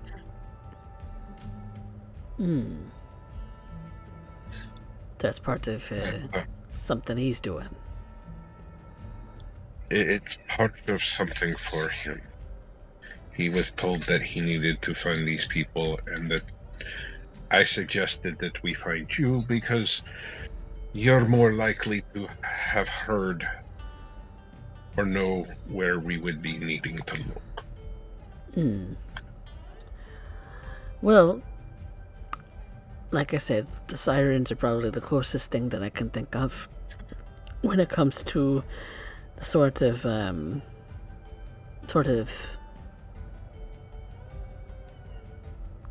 weird tales as far as the sea goes around this area, but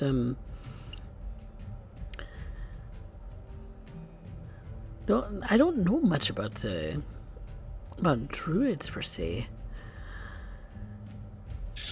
I might have stopped off at an island once.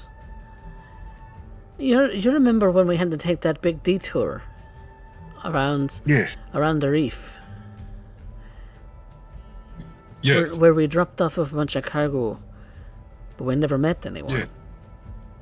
Yes. Oh. Do you think that? Indeed, I do. Because we also had to make repairs. Right. And as soon as the repairs were done, we went on our way. Got back on the reloaded the cargo that wasn't sent to stay here, and put everything back and finished on towards Red Hawk Keep. No, that one I actually met someone. That's true. That was before. So no, this was before that. This is a previous trip, yeah. A trip before you met your new crew. Yes, I do. I do remember. It's not too far out from the keep, or the reef. Maybe 75, 100 miles. That particular island, as far as I know, was still deserted. Well, it's just a tiny thing. That gives me somewhere. That gives me more possibilities and places to have rocks to turn over, so to speak. Yep. Well, you go off of the sailing path, and you're bound to get swarmed by something. So go off the path. We'll check the island, and if that doesn't work, then I'll seek the sirens. However, again, it's something that we really need to find them. There's everywhere that we've been recently, each continent has had its troubles with undeath. And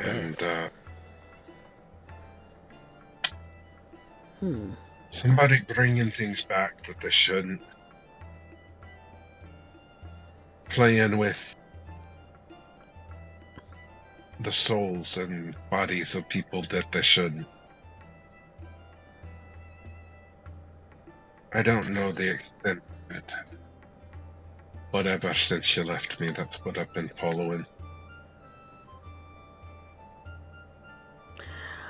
Well, the thing about being at the ocean is that when somebody casts off the motor coil, you simply cast the body overboard.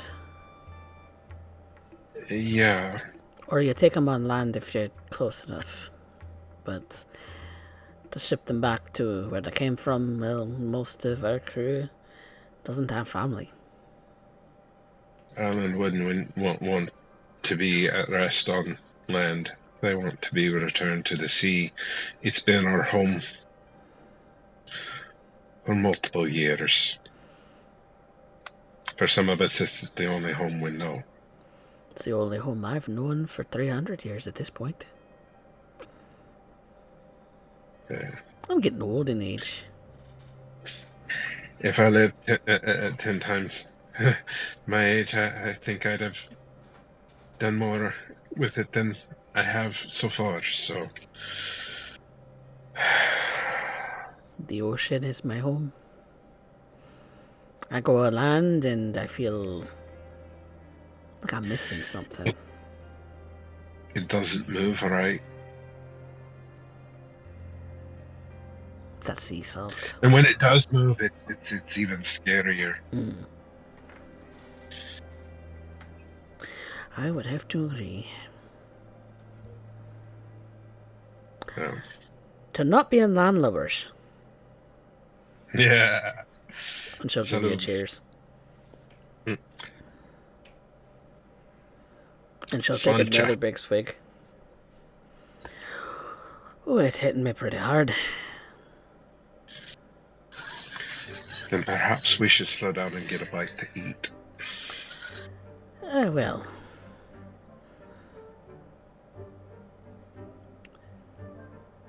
I got some hardtack. I got some hardtack in the storage room.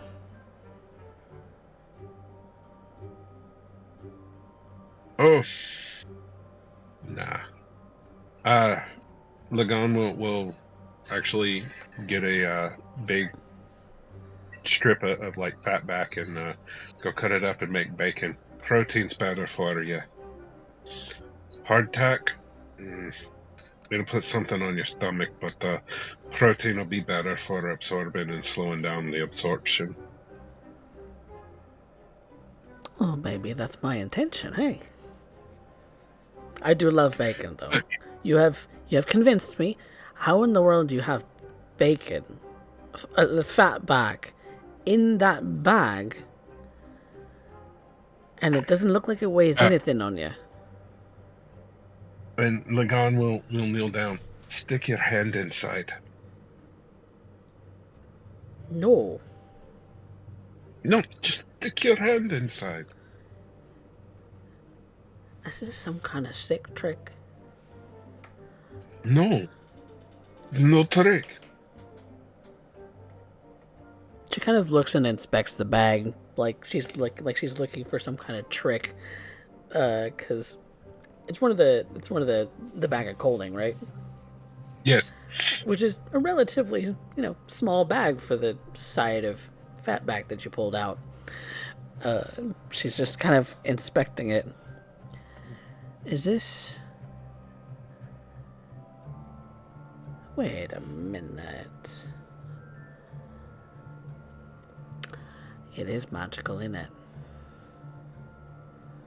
It is.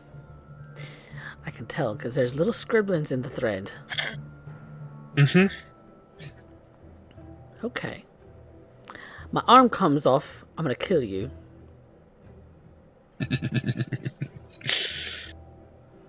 And she sticks her stubby little arm into the bag. Isn't really thinking of anything in general, just thinks of something random, like a piece of gold. Does she pull out a piece of gold? Okay. No. Her hand gets cold, and there's nothing in her hand. That's cold. That's how I keep this, that, and there. Comes in handy for when you have to hunt creatures and you need the pieces and you're more than a week away. So this is a monster hunter's bag. Yes. Yes. Skins, meats, whatever. Why didn't I think of that? I could have been feeding the whole crew on rail food this whole time because these things exist. Yes. Mm-hmm. And then there's the little pouch that Arya has that has the spices that we keep refreshed. That is the next thing I'm buying with the ship's funds. Because fresh food, it's very hard to come by when you're not out when you're out at sea. You can catch fish, but the rest of it is. I'm no expert fisher either. You get the. Well, we have, we have Lionel for that. But right. even he has a hard time with the large tuna. Oh, they're huge. You got a fish the size of me. Of course he's going to have a fight on his hands. It's the only fights he gets sometimes. But yes, something like this. And you can get those in the Empire. I we got this.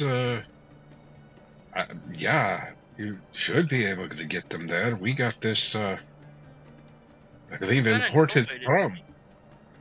We got it in Kombay, and I believe it was imported from the Empire. Is what we were told. Oh.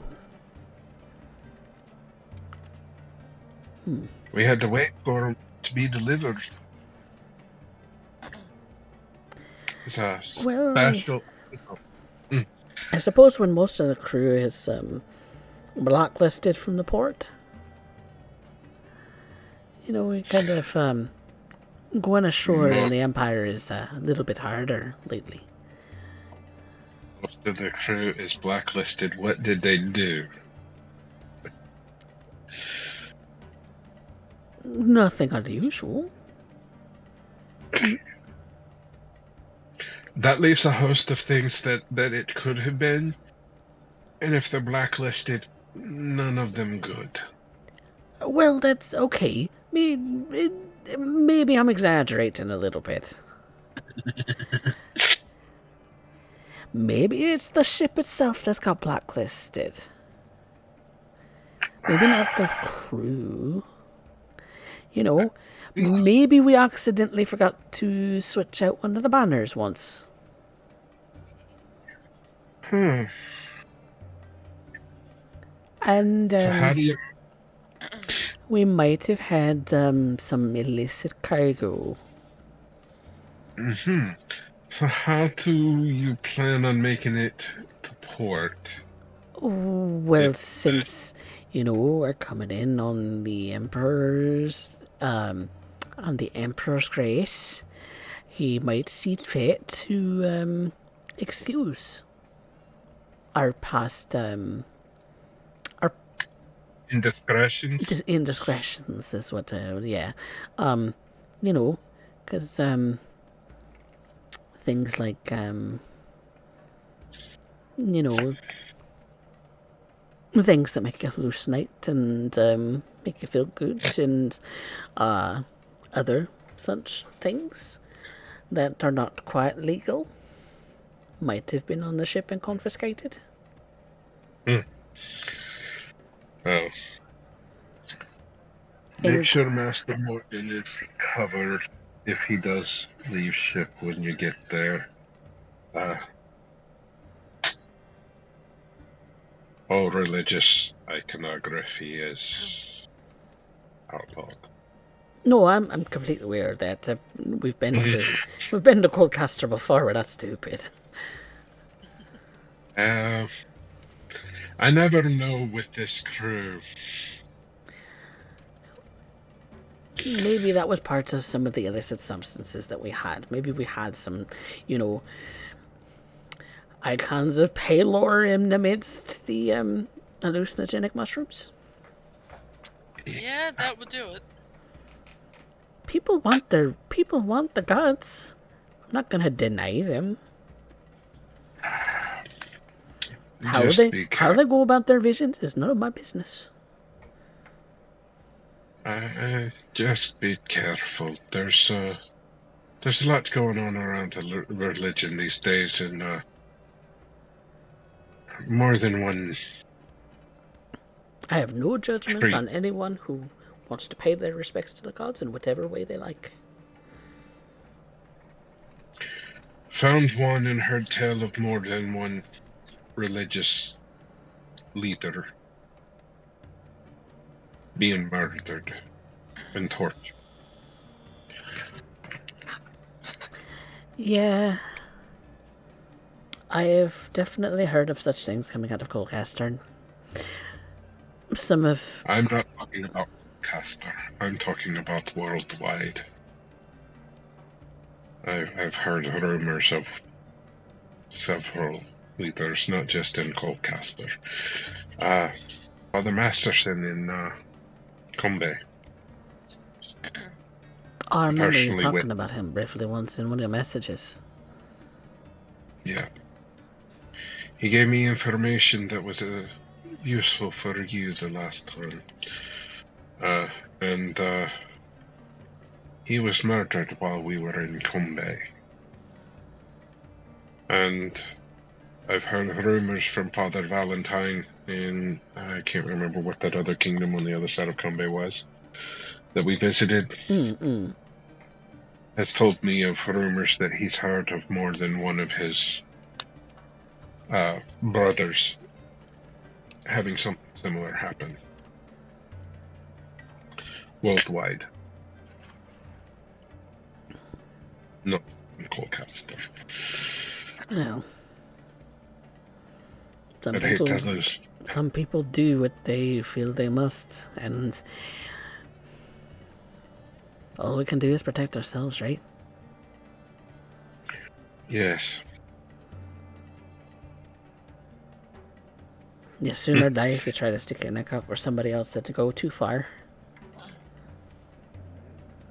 And in the back of Lagan's mind, heaven help Miss LaVista if anything happens to Master Morgan.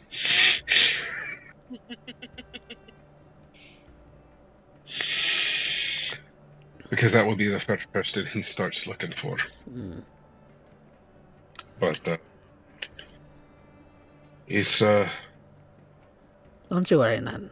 Henry is a good man. He knows how to hide when he needs to. He knows when to put a kibosh on the spells and everything when he needs to. Okay. He wouldn't be my first mate for nothing. I'm very aware. It's that it's none too safe for me. You better not. You better not find yourself in a similar feat. I don't intend to. Unfortunately, my intentions and actualities are not always copacetic. Well, when you got two ladies who are kind of vying for your attention, it kind of tends to happen. There tends to be a bit of friction that comes up whether I want it or not, and the Wild Mother and the Lady of Death. Yes, and these people are trying to bring back the old god. Old god. And Lagan will reach into the other pack and pull out the one-eyed skull. Where did you find that? Repeat it. This was in the temple of Lord Kaiji, under his castle, where they were attempting to bring at least part, if not more, of this back. It gives me really bad vibes.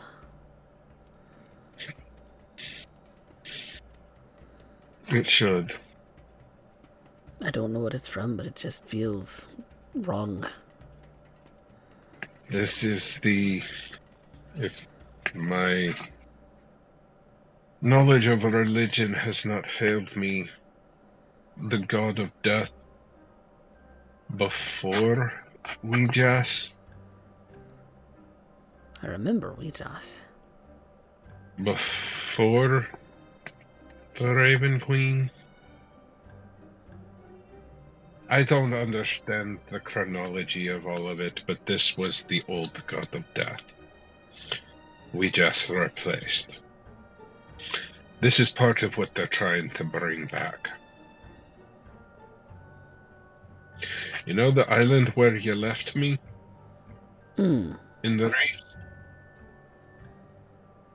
There's a place that traps an even older, I don't know what to call them, Titan. We have a continent named after it.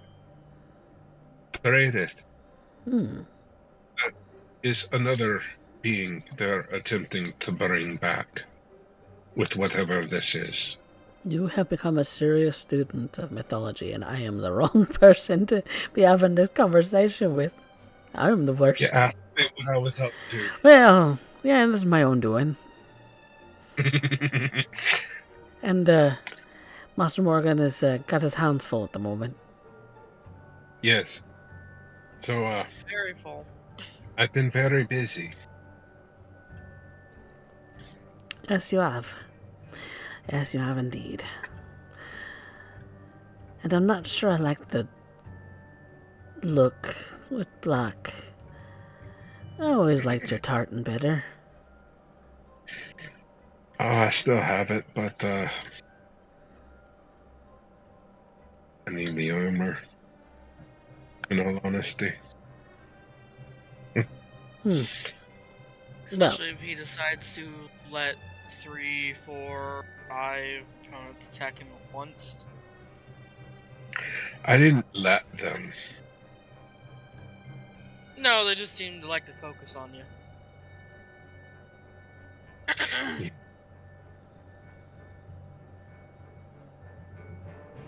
I'm a big target. I'm hard to miss. They decided to take the big guy down first. Well, I It suppose was if you're the best idea. dealing with people under 6'5" for the most part, and you're the tallest thing they've seen. Yeah, they learned the hard way that he hits harder. Well, he better. Where do you think I learned it from? I have been on the receiving end of those. No. I will stay far out of range. What you doing hitting the lost like this? I didn't know she was running in. And I can reach out from 300 feet, so... sometimes further. Just don't be smacking her in the face. You don't want to bang Oh, up it a pretty wasn't- face like hers. What are you, mad?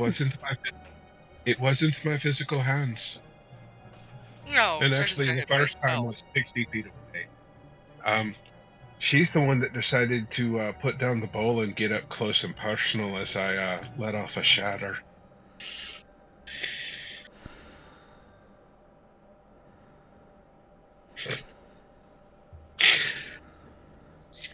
To be fair, it's like I he's done my the same thing son. to Kurbe. It's like he's my son. It's just a problem I'm not his- child. Well, from what Well, I like hear, you said, he's crazy. like I said, you're the one that taught me if they hit you, you hit them back 3 times as hard. I did teach you that, didn't I? They struck. She decided to put the bow down and rush in. I didn't know she was going to get that close.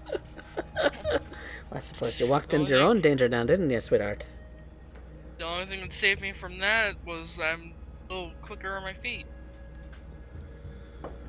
And then I could touch her in a different way, and, well... Wait a minute. So, reach out and touch someone, and then I can, lay hands on and heal her. Well, I thought you meant lay hands on a different way. No, not that way. You mean to say that... Everybody looks down at their feet, imagining what's transpiring beforehand, and then move back onto the conversation. I believe Arya would have my hands if I attempted. And I think Jalissa would have my head. I don't know about that. She doesn't strike me as the jealous type.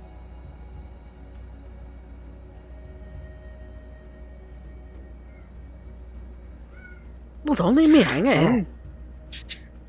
So, and can you do the minor illusion of Jalissa? She will. Is my friend from Kumbe. Ah. Seems so keen on climbing him like a tree. So you do like him short. I do. Actually, I don't really have a type. Says the man. Says the man who seems to have a type. No. I just have a connection with this one, and as long as it's there, that's who it's with. Well, congratulations if you're, planning on marrying her. I don't know about that, but she's fun. It's fun when we get together. It's been a minute. We do keep in touch. Again, reach out and touch someone. You can do it with the word. You don't need a physical hand.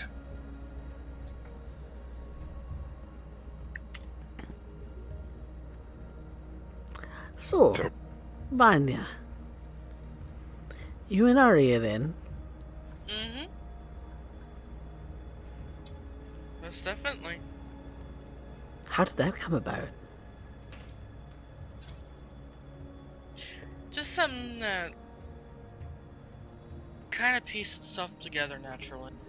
Because weren't you, if I remember correctly, you were talking to the man in the full plate before. Sadly, he's gone. That's right, you did say that, didn't you, Lagan? My condolences. We lost. On the last trip, I told Captain Badger that we lost Rune and we picked up Arya. Yeah. That's right. I'd forgotten about that. Well, here's to him, wherever he might be now. It was because of him that we found Arya.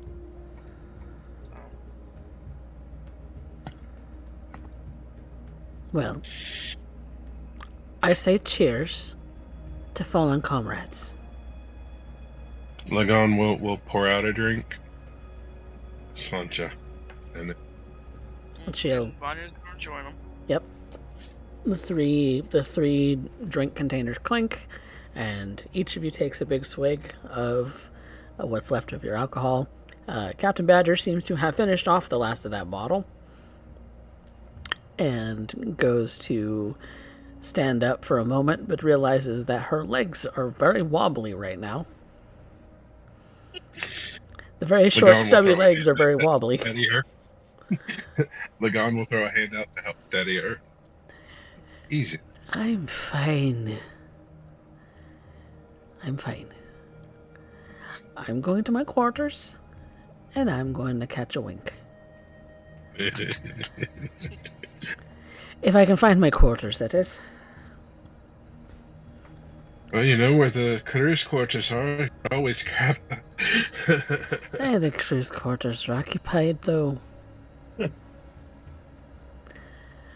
I'm not getting I'm not getting the way. Not all the hammocks are occupied. No. But why disturb a good thing? I thought they went into the cabin, not the crew's quarters. I don't know where they went. I'm going to my quarters.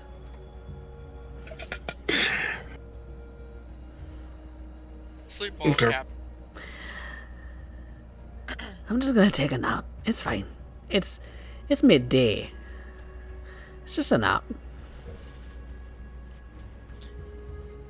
Says you.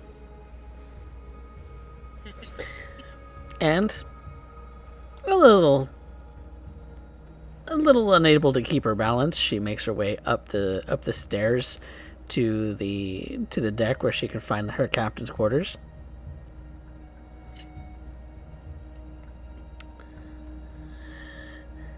So, Alira and Captain Morgan have their fun. And Captain Morgan comes out of it feeling very satisfied.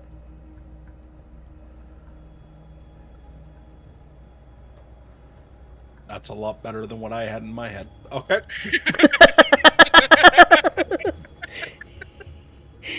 He is not he is not for worse for having done so. Maybe he enjoys being tied up with token ropes. No, there was a small part of me that imagines that the short stack captain, as they end up walking by the crew's quarters, the door bursts open. He comes out. Giant spider grabs hold of the only thing he's wearing is his boots as he's dragged back in. The door suddenly closed. Cap just, I'm not getting in the middle of that, and continued walking by.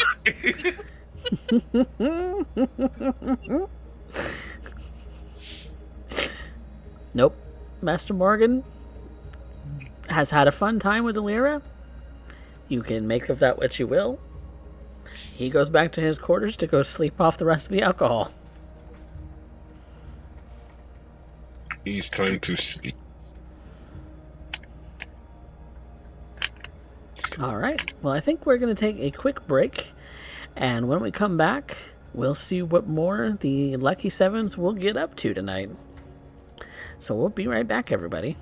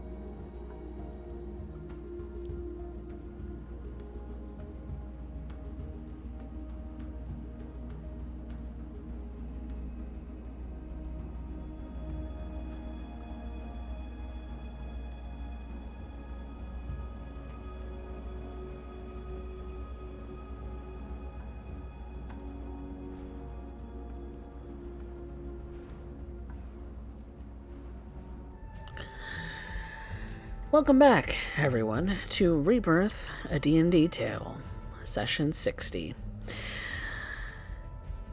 The Daedalus, the airship that the Lucky Sevens have purchased for themselves, has met up with the Anne Bonny. The Anne Bonny on a trip going from the continent of Dradith to the Rioran Empire. Heading back more or less straight away, as they have business in the city of Colcaster.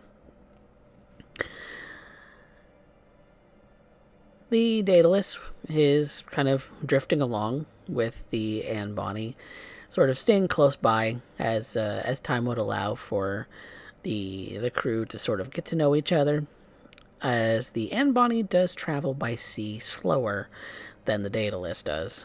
But nonetheless, it has been a fun experience for all members involved, as Kaz and Arya got to know, and Alira got to know some of the crew, as they're the newest members of the Lucky Sevens, while Lagon, Vanya, and Kinwin sort of reconnect, sort of to catch up the family, as it were, on the goings-on of the Lucky Sevens. Cypher, Imbrel, and Selter have more or less stayed on the Daedalus, not really wanting to get too terribly involved in the goings-on of the Anne Bonny. As Cypher would put it, he doesn't want to meddle. And Imbrel just doesn't really have much to say about the Anne Bonny. Really, he doesn't have any connection with them at all. But that doesn't stop the crew from trying to connect with him. He's just not the seafaring type.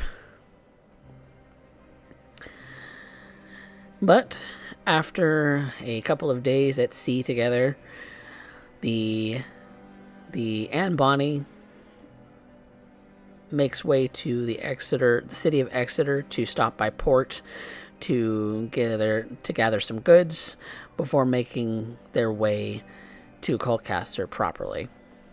In the meantime, leaving you, the Daedalus, near the edges of the Adamantine Reef.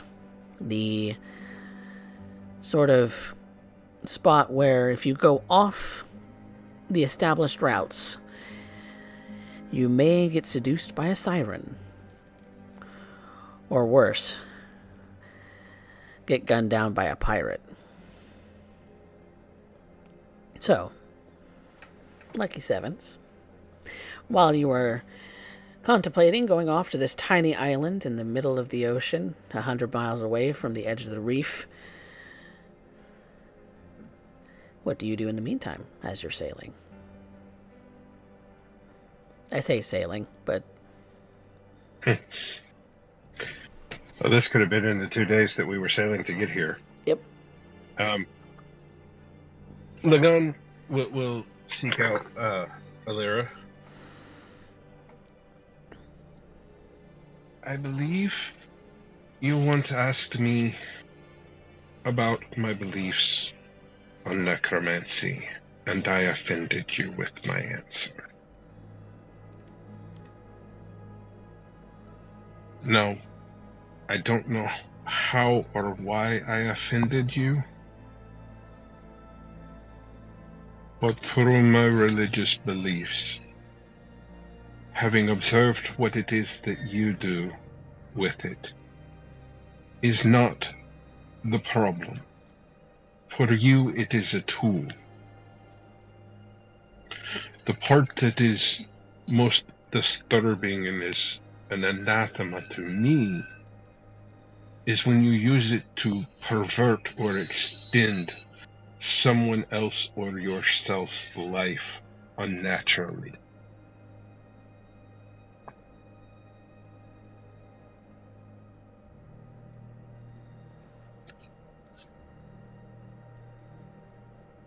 We all carry people with us.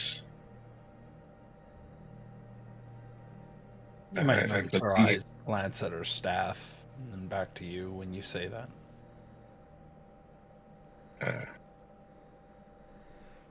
I believe you carry pieces with you quite literally. In some instances, I do too, but not in the same manner.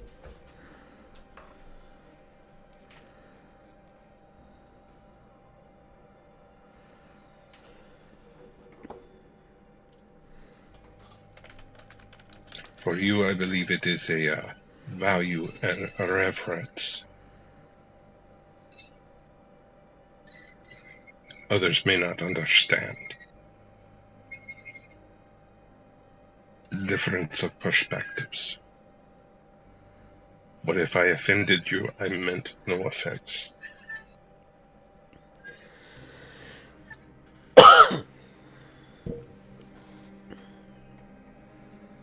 You claim you see a difference.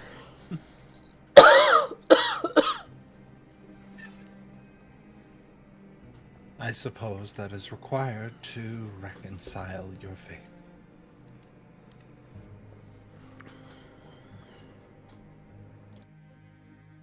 By no means. Some of the things I do are not too far from the things I've seen you done. I can animate the dead. It doesn't bring them back the way we've seen some of the things that we fought. It is a tool.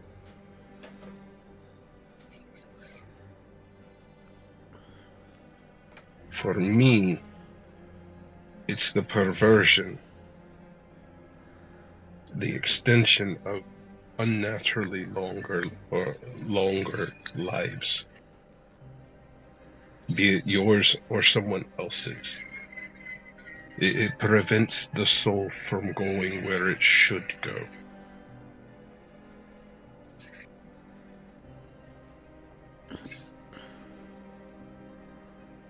Funny. Can't speak much on souls. Not my area of expertise. You wish to end up discussing what happens after? Find a cleric.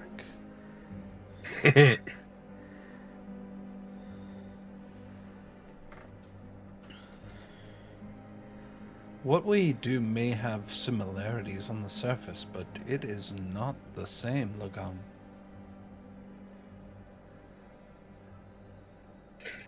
I didn't say it was the same. What I said is the same is the way it is used. How can It you is be a so tool. sure? I don't see you trying to consume someone or something's soul to give yourself more years or heal some injuries that Do you not couldn't. do that every time you eat? This is extending and using the energies from the people to extend yourself or someone else. It is not the same thing. Unnaturally. It's taking the essence of someone or something else to extend yourself in an unnatural way. It is not the natural process of you eat something to survive. Nature has a balance. Predators and prey. The predators that we are fighting are not natural. That is what I'm against.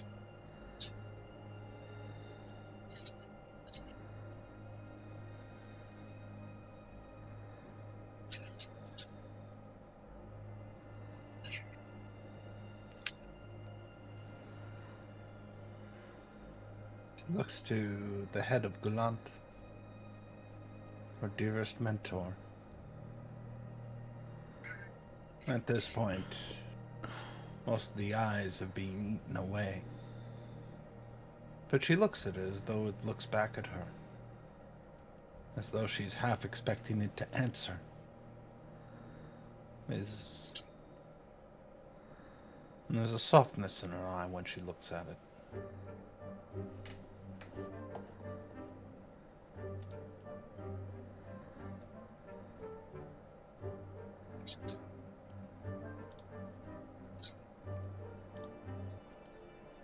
Is there something you wanted to discuss, Lagan?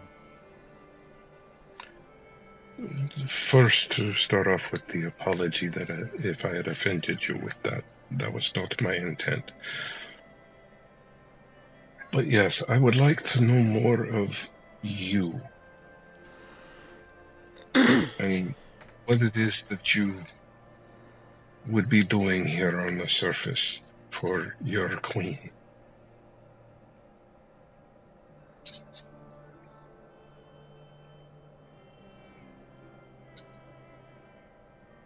I observe.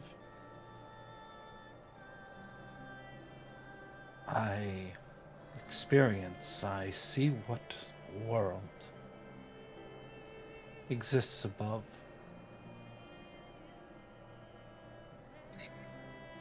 Knowing that in time,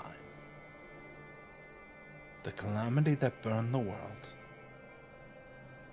will come back again. And when it happens, somebody's going to get the idea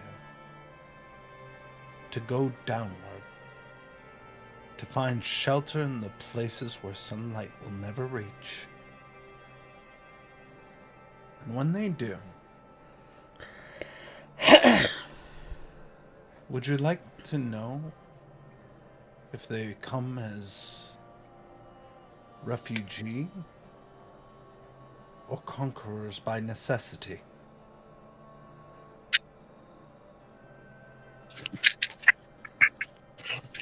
Would you like to know that the world's on fire? Or what's been made of the embers of that calamity?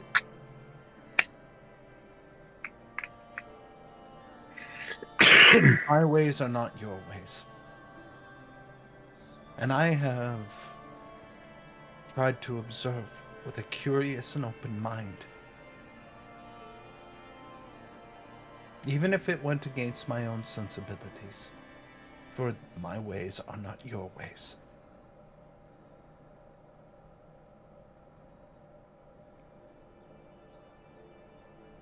I have tried to be a representative of my people to the surface above.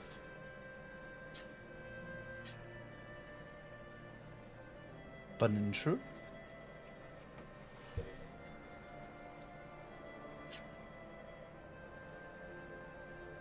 what does anybody know about my ways? The ways of my people?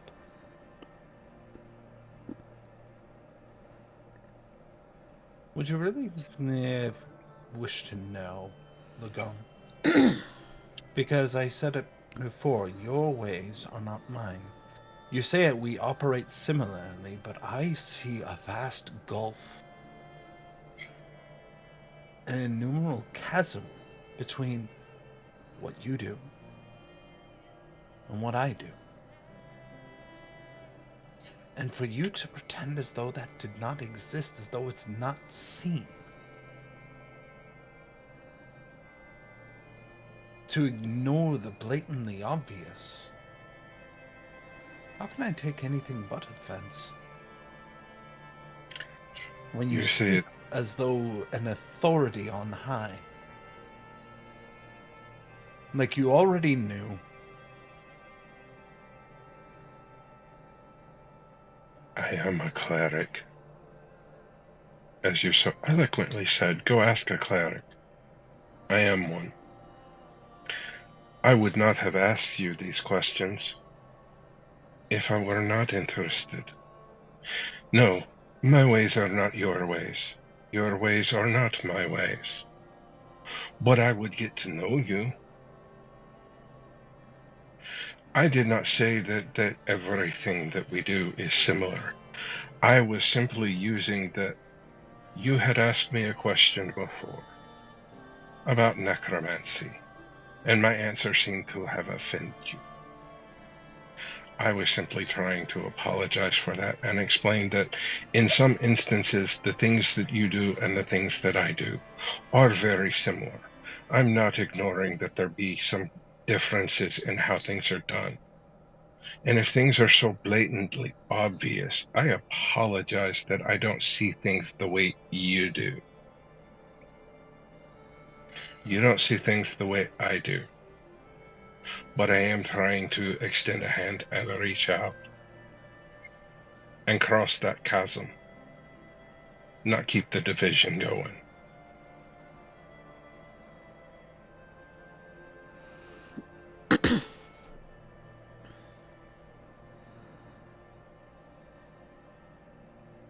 Lagan, listen well. To you, the spirit, the soul, it is by these things that you've hunted, consumed. It is... No. You said it yourself just now. The extension of unnatural life is an anathema to your beliefs. Did I mishear you? No, you did not. She holds up a finger. In your world, that's the end. Where one thing begins and another thing ends. It is a consummation. No. To bring on natural life. You've described it as such. It is the consumption of the soul. When I eat something, I'm eating its flesh, not its soul. There is a difference. Listen. Lagan, I acknowledge that you see a difference. Your way sees a difference. Mm-hmm. That is the chasm.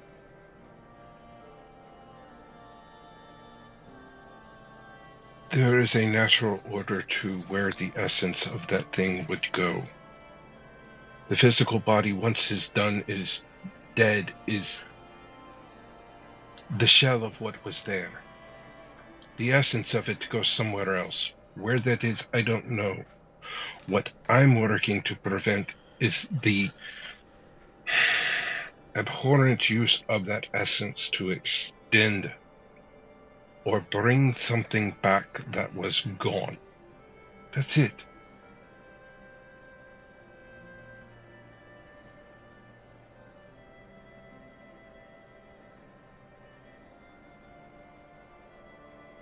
My lady, I ask that you teach me to speak so he can hear.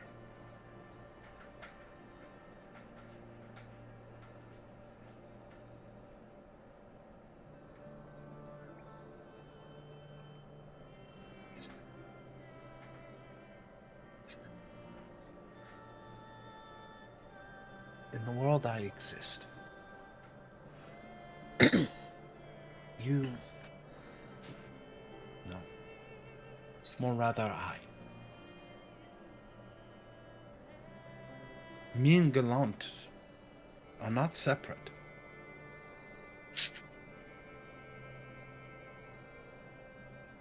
I carry a piece of what once was known as Gallant. The Gallant lives on. Not just in some memory, I mean literally.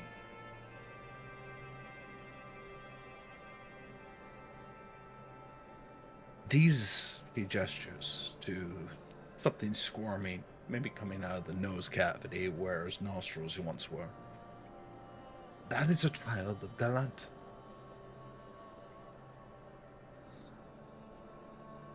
I am a child of Gallant. The figures you have seen rise to fight at your side at my behest are children of Galant, as they are my child. They are an extension. It doesn't stop. It is not the consumption as though something disappeared. It is added to the whole. It... One becomes two. Two become one. One becomes as innumerable as your stars. And then back to one again. And thus the cycle continues. 1 to 2, 2 to 1. 1 to innumerable, back to 1. Right. I understand that. I completely grasp the concept of what you're giving me. The same way that everything I do is tied to Captain Morgan. And in essence, Captain Morgan is in everything I do, as much as I am in the things that he does. And he's alive. Point is, what I'm trying to say, that is not the perversion. And that's where you seem to be misunderstanding me. No, I do not misunderstand you. It's you who do not understand me. To you, a spirit is sacrosanct. It is who and what you are. Thoughts, feelings. The body a vessel. Yes? The body is the vessel, yes. Yes. To you, the spirit leaves the vessel, goes to whatever looks down upon it in life and claims it to take it to wherever it must go. Yes? Yes. This is not the way of my people. This is not the way that we have come to know our gods.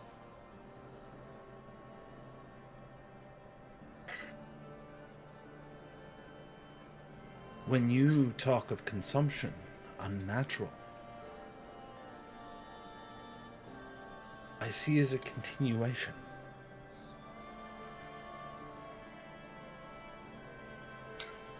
It is because 1 becomes 2, 2 becomes 1, 1 becomes innumerable, and then back to 1.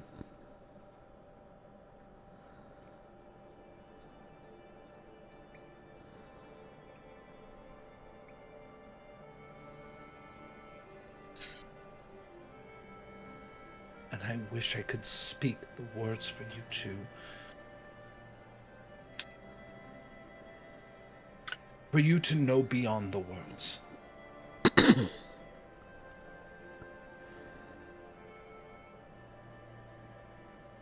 And see what I see.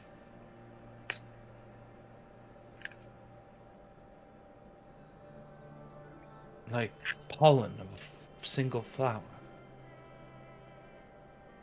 There will always be that flower.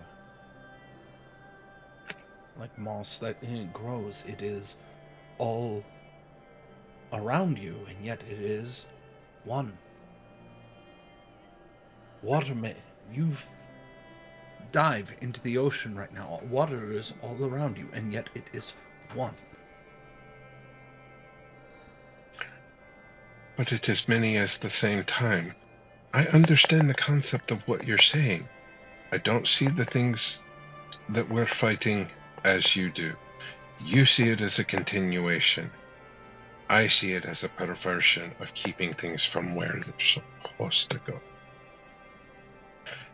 What you talked about is not the perversion. You didn't go out and take the soul of Galant to extend your life, to give you the life that you have now, or to bring yourself back from death. That's what we are fighting. They're trying to bring things that have been gone, dead, or banished back with the essence that they're using. That's the perversion.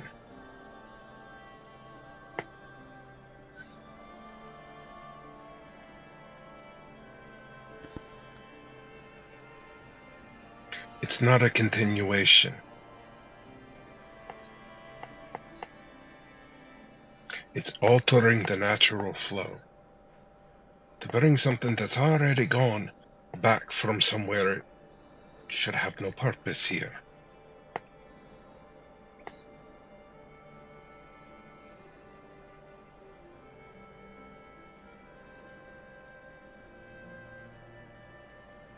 And they're using an abomination to do it.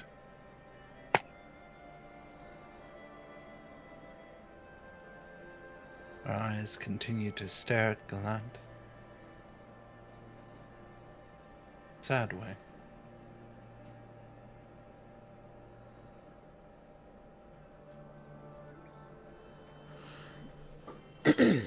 Believe, Lagan, you have spoken your piece. Your apology is accepted if it would bring you peace.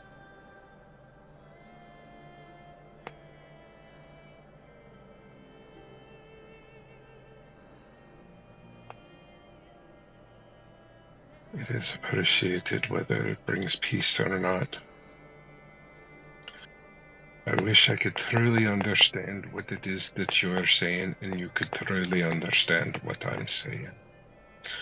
But I think this difference in language, even though we can communicate a little more freely now, the concepts are maybe a bit too much for either of us to grasp.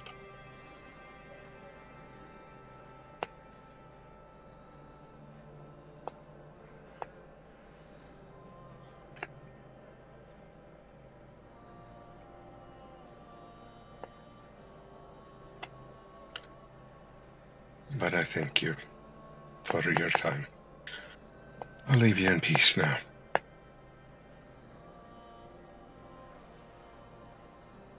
She looks back to Gallant as Lagan leaves.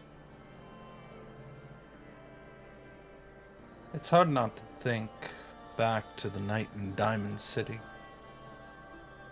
where she brought that young noble boy back from the brink, coaxed his soul and reborn anew.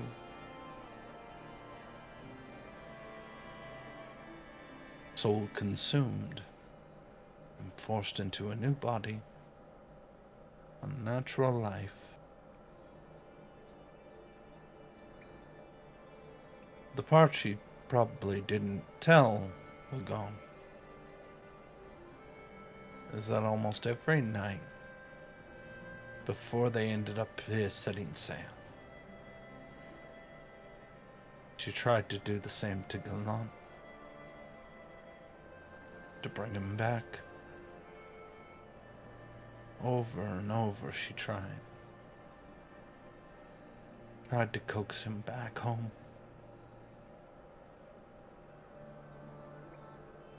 That he would hold her and place his hand on her head like he did when he still walked amongst mortals.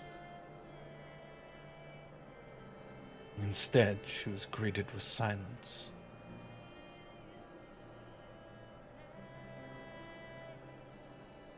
She prayed to whatever gods would listen to send him on hollowed wings back to her.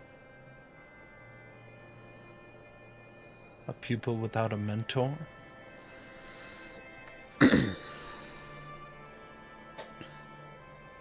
This was not her place. Being up here, this was Gallant's madness. His dream.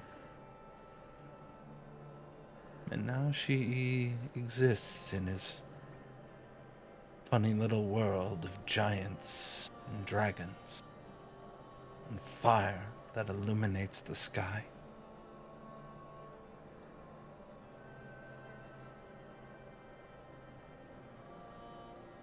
but he won't come back. He just won't.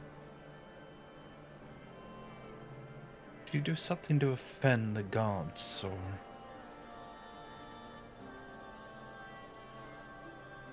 create some kind of aberration in the process? Has she become abhorrent?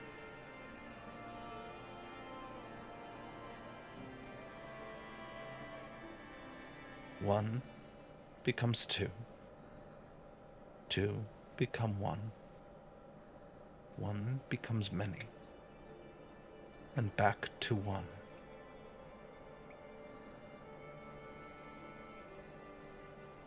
Flesh, the soul, it's the same.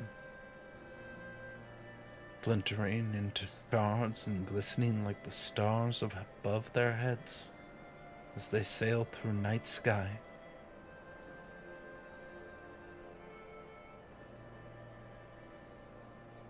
To presume that you have a place in the heavens.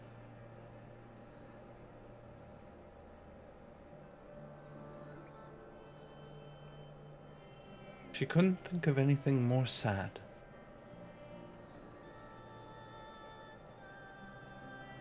For one to become two. Two to become one.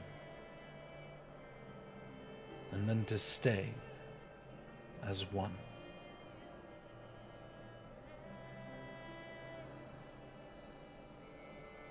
Her heart would weep if she understood it.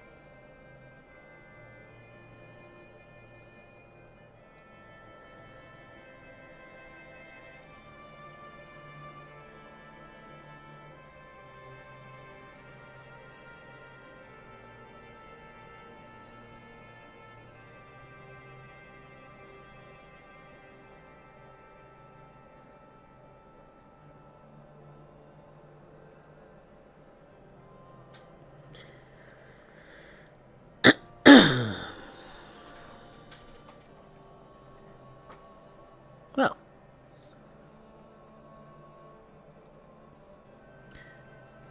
what next? I believe the hunt for the water druids. All right.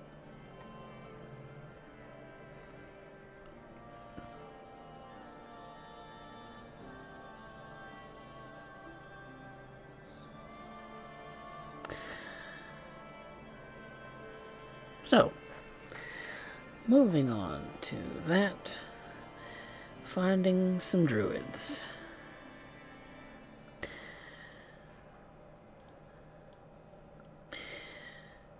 I would like, whoever would like to do so, to make an investigation check for me.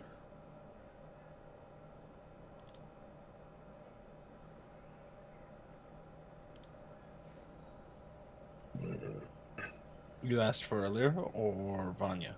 Sorry. Anyone who wants to make it an investigation check. I'm pressing Mojo Dice. I'm not.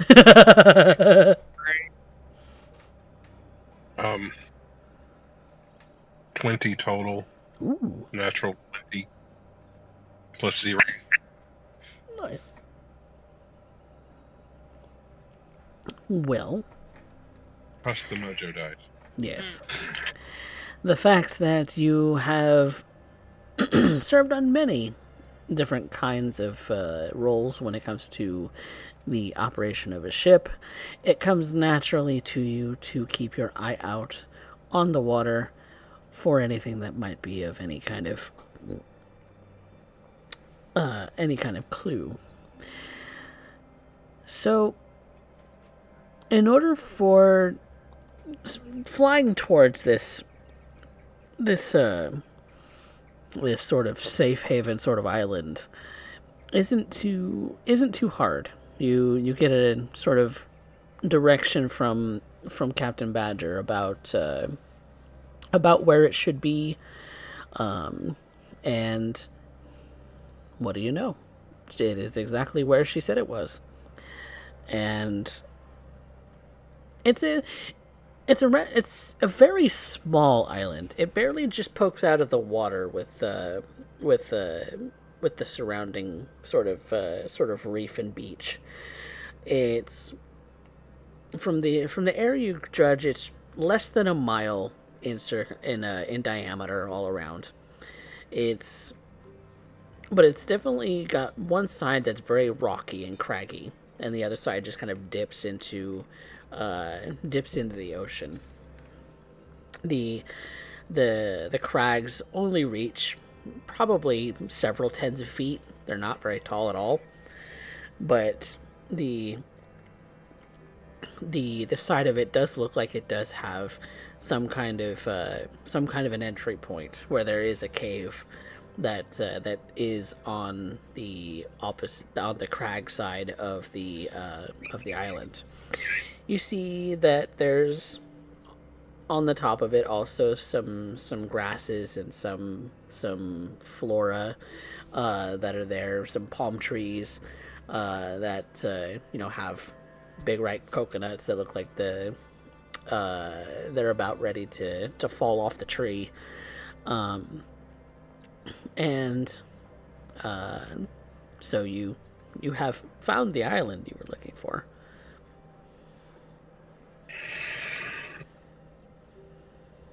There's a how big is the entrance on the cave on the crag side of the island where the cave is? It's only several feet across, so you would take a rowboat to go in there.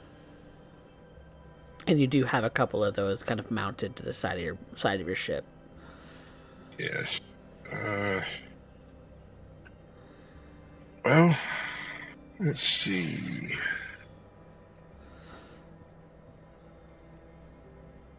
If we want to leave anyone on the ship, Cypher and Seltzer would be on the ship. Arya, Kaz, and Kinwin. I'm thinking Cypher, Selter, and Embrel. Embrel will also stay behind.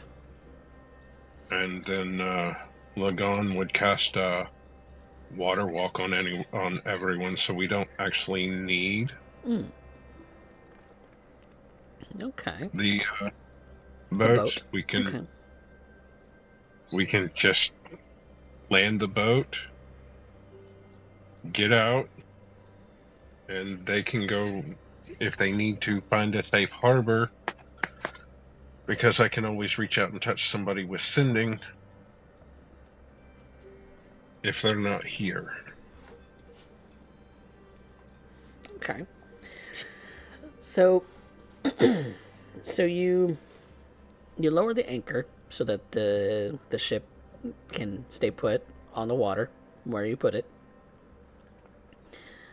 Since it does have one of those.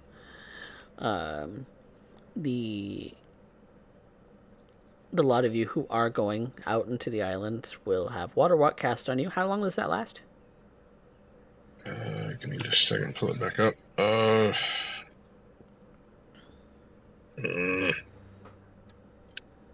believe it's an hour for first spell level. Per water walk? Okay. It's been a while, so don't trust me on that. I'm kind of like... Walk, 1 hour. Okay. 1 hour. So you can freely walk upon the water, which is a weird experience for all of you, because I don't think all of you have actually walked on water like that before. Nope. No, I used this on snow in the mountains before we ever found Alira or Kaz. Okay, so Vanya might be familiar a little bit with the idea of water walk, but actually stepping out into the water with it is a different feeling entirely. Walking on top of snow, it means that snow doesn't crunch underneath your feet. Walking on water, especially because there are waves that are coming into the island too, it's a strange experience to have to first orient yourself to walk on the water, which is sort of an unstable surface, but you're still able to walk on it, and finding that waves coming in also cause a little bit of an issue because that's what's causing it to feel unstable. So, so you kind of you orient yourself. You get yourself situated, kind of get some adjusting in, but you're able to freely walk towards this little cavern that that is inside the crags. And when you go into the cave, it is not lit. There's no lights in here. It is very dark. That Alira and Vanya would probably be the only ones who could see much of anything in here. Alira more so because she has the superior dark vision. And so coming into this cave, Alira, in a sense, almost reminds you of home. It's not Underdark, really. It's not Underdark, but it is cool earth, the sort of still water that you would expect in puddles in underground, the sort of familiar echo in a way that makes you feel more comfortable. It's the closest thing to home that you have been in a long time, but is otherwise empty. There are, you're kind of walking on the water into the cave, and there is sort of a bit of a landing that that one would expect that seems to be a little bit carved out, actually. It's a little bit more man-made, man-hewn, rather than natural formation. This might have started as a natural formation, but it's since had some of it dug out in order to make more room on this landing to accommodate maybe whatever was stashed here. A curiosity. But I'm going to do something that's a little bit of flair, just because I think it's an interesting. I believe I can end up doing this anyway. Is Druidcraft allows me to make small alterations to nature in that regard, to plant life and similar things. So, so if that's the case, then yeah, let's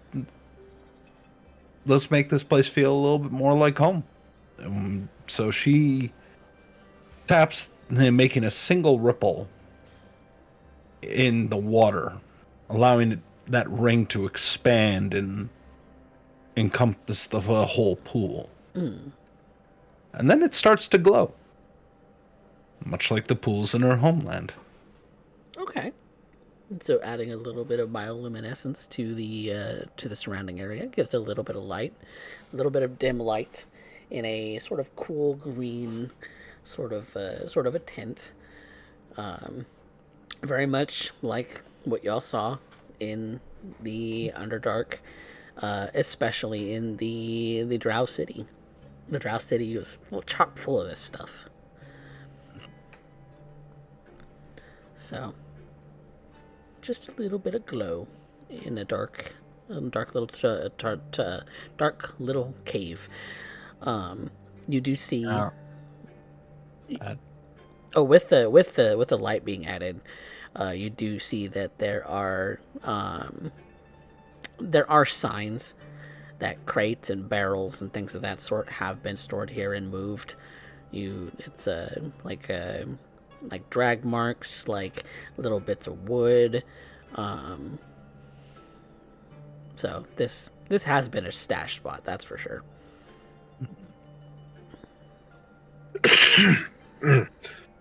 With this glow, can I see now? It's considered dim light now.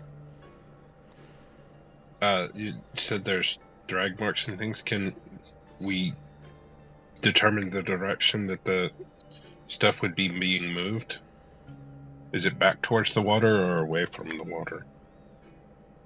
So this little cave, that's really all it is. It's just a little cave with sort of a inside it there is land to put stuff on. So there's only one way in and out. Okay. So I don't know that I was making that clear. I apologize. How deep is the pool that Alira just lit up with the bioluminescent stuff? Well, it's technically still the ocean, so it's right. You're in a cave that's probably only about 30 foot across. Okay. And the pool is deep enough a robot could get in here, but does it go deeper? Does it go deeper? That is a good question. Do you ask that out loud? Yes. How deep is the pool? Okay. Yeah. I will end up becoming a saltwater salmon. Saltwater salmon it is. Have you seen a saltwater salmon before? Yes, I'm sure I've seen many a fish in the markets when we were here going along. This is true. So, remember, she was there constantly looking around, and it doesn't always. All it says is you need to be able to see an animal. It doesn't say anything about what condition or where. That's true. That's true. So long as you have seen the animal, you know how to turn into that shape. Now, whether you know how to swim like one, that's another question. So we'll find out if you know how to swim like a fish. So Alira changes her shape. She kind of changes her shape and then plops into the water and kind of disappears into the water. Alira, what you find is that there is indeed a deeper portion to this pool. Now, from a rowboat, you probably wouldn't even bother with it because it is rather small, probably less than 2 feet across. So, you being a fish makes all the sense in the world. You can swim in it as much as you like. You being a person would be far too big to fit through this hole. But it does go deeper, and it is dark. So you get that little bit of light from your little bit of algae sort of manipulation above, but coming down here, it's pitch black.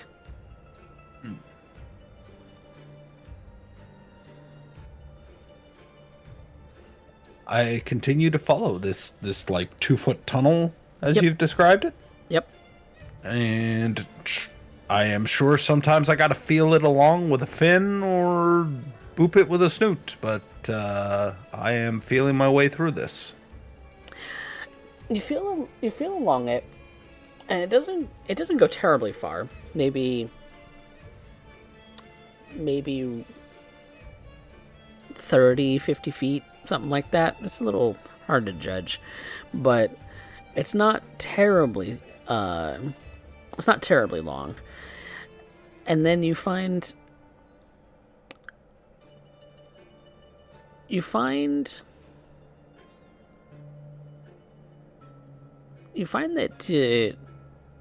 you're looking at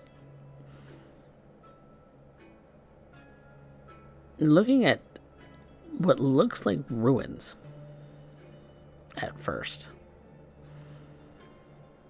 But there's this sort of glow that you see under the water now, where you see maybe there's a bit of a heat vent that's kind of generating a little bit of a light.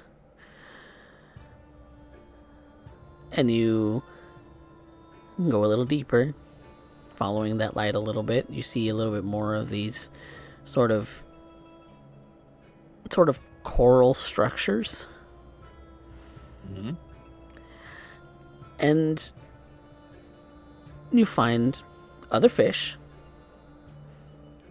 You are definitely finding some fish down here. And the thing that you find most interesting is that there is this sort of dome kind of lodged into the wall.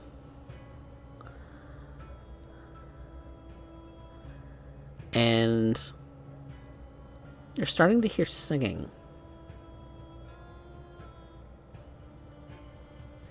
At this exact moment, I am going to turn around and start swimming back because I need to get the others. Okay. You swim back, and you're back in front of your friends.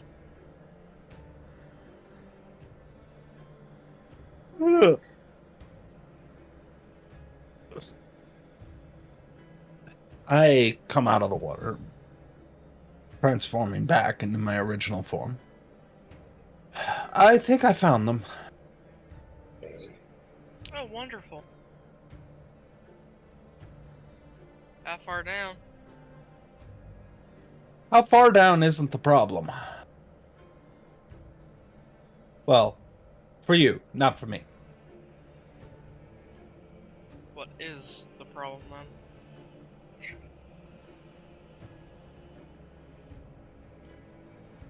You don't fit, I don't fit.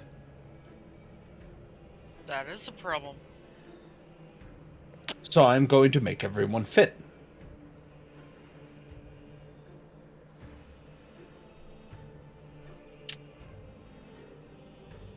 Okay.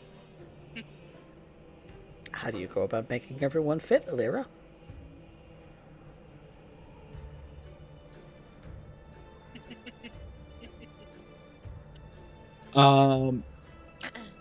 I actually have the ability to use polymorph. Polymorph. All right. And I'm familiar with the shape. Yes, you are. So, polymorph at the normal level lets you change one creature.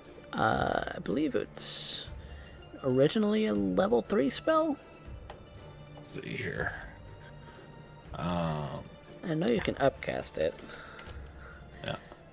Polymorph. The creature's limited.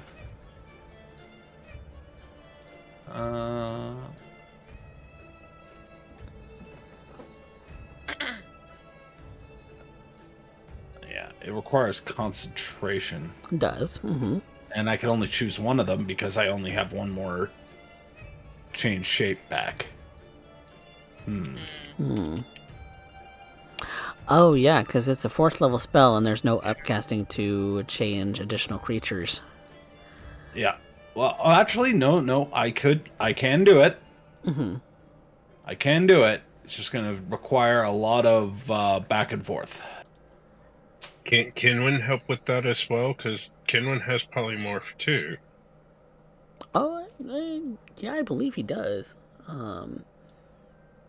So if He certainly has access to it. Whether it's one of his common casts or not is, I guess, the question. But... Right. I think he would have anticipated something like this happening, so he would have prepared it if it is indeed on the it's on the full druid list, right? It's not a circle spell for you. Okay, that is correct. Okay, perfect. Then yeah, he has availability to it. So he would have prepared in that way that he can transform someone and then transform himself. And then you can transform someone and then transform yourself once more. That does not break concentration. Nope. It keeps concentration on both of y'all when it comes to your casts. So I think that's everyone who is present during this part, because Arya and Kaz would have stayed on the ship. Yeah. For the moment. So yeah. Then that's doable. There's no need to recast or anything. You just need to change your shapes.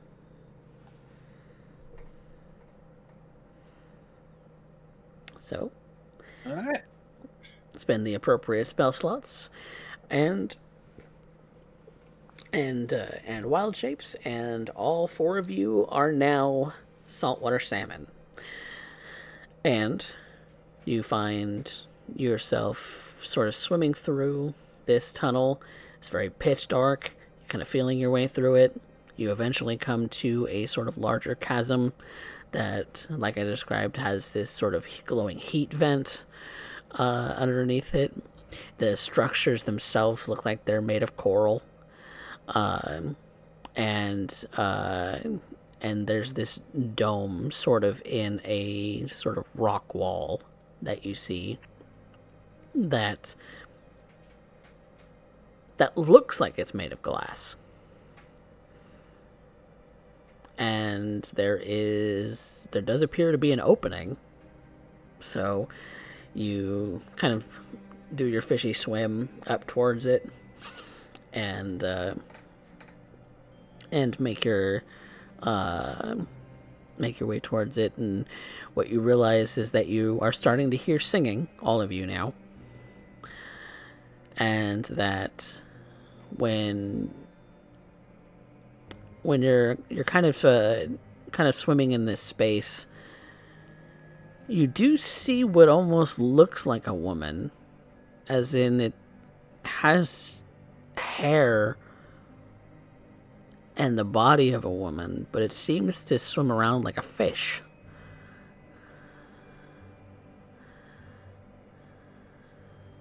What do you do?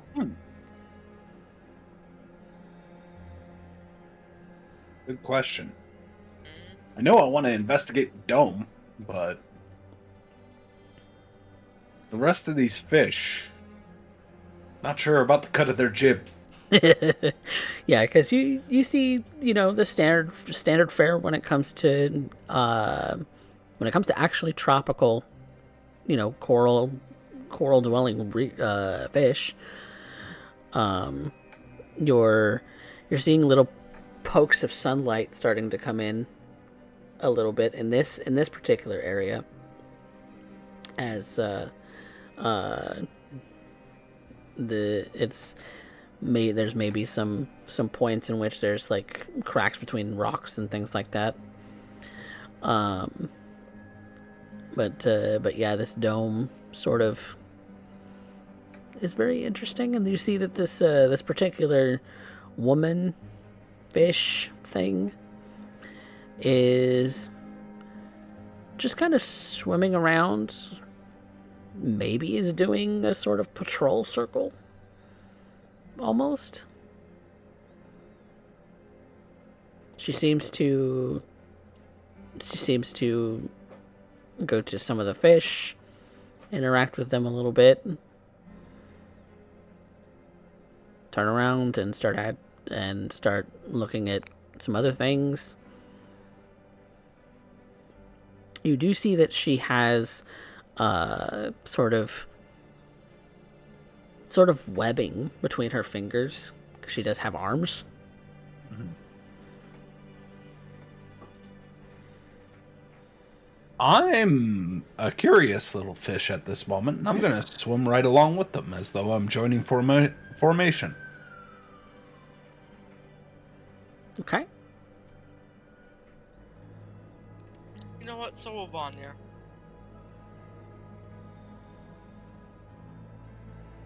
Okay. Lagan would join them as well. And Kidwin joins alongside y'all. And when the woman notices that you're swimming alongside her, she starts to pick up speed. I will follow suit as best as saltwater salmon can. Okay.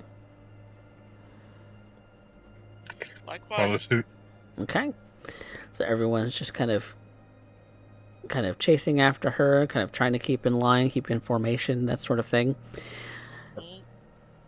She kind of looks back at all of you and just kind of gives a grin and starts to pick up speed a little bit more, and she almost seems to be having fun with the chase.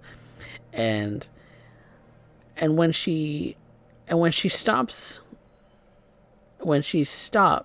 kind of in the midst of a sort of out in the open a little bit, in this space. She kind of just turns around and looks at all of you. Funny things. You're not fish. I swim around her. Mostly because I like breathing. Funny little fish.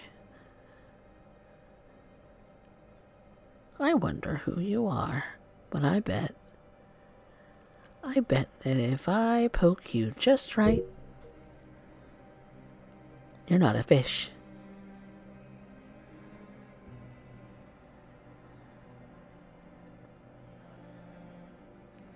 So what do I do with fish who aren't fish? I swim a little bit to the dome and then turn around.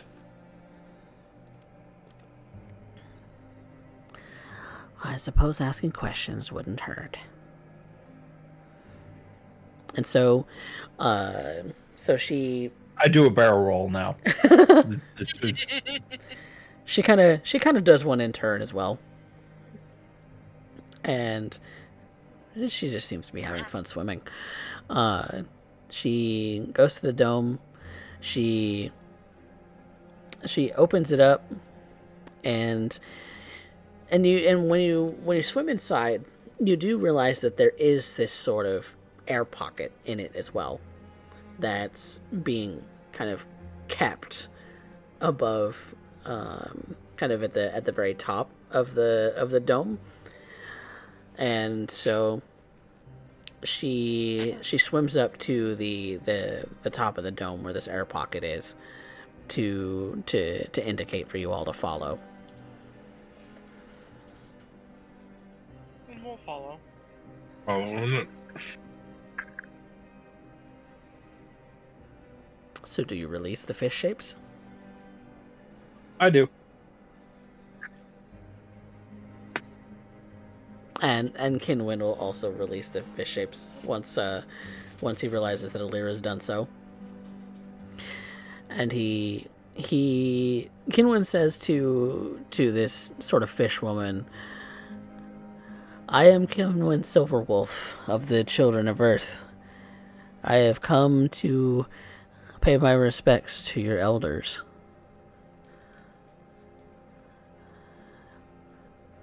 To my elders? Well, yes. Kinwin says. Oh. Interesting, that. Well, yeah. They're here. But you can't swim anymore, can you?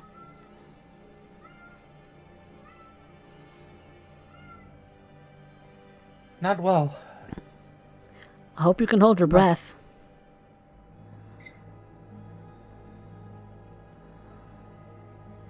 There's a little farther we need to go. Well, I can always try something else.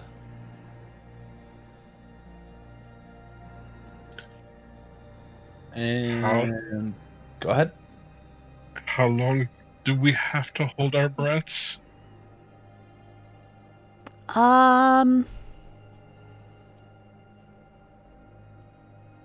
That's a good question. See, I don't get out of the water much. Don't get into the water much.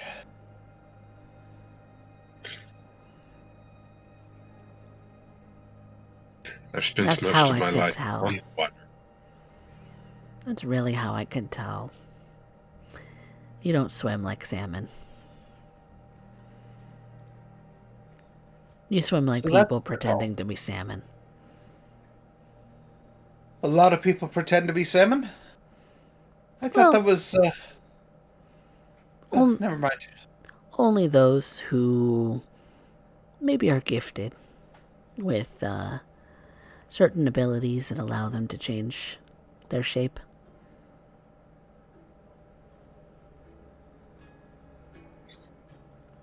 See, I could change into a salmon if I wanted to, but, not that I need to.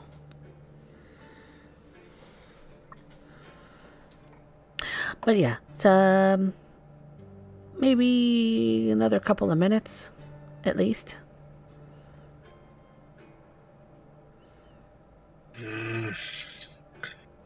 I believe I can hold my breath for a while. I believe that's based off of Constitution. The city does have air pockets. Okay.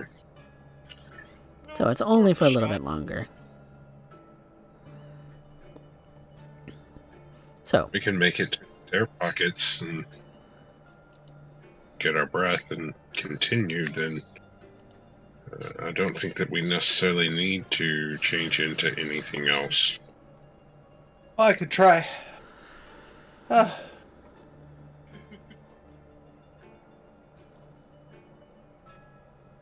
just looking at your character sheets.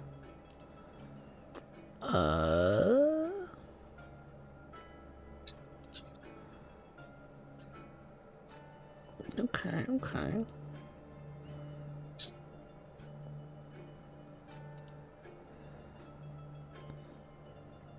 Okay, so it looks like everybody can hold their breath for 1 minute. Okay. Lagon for 2.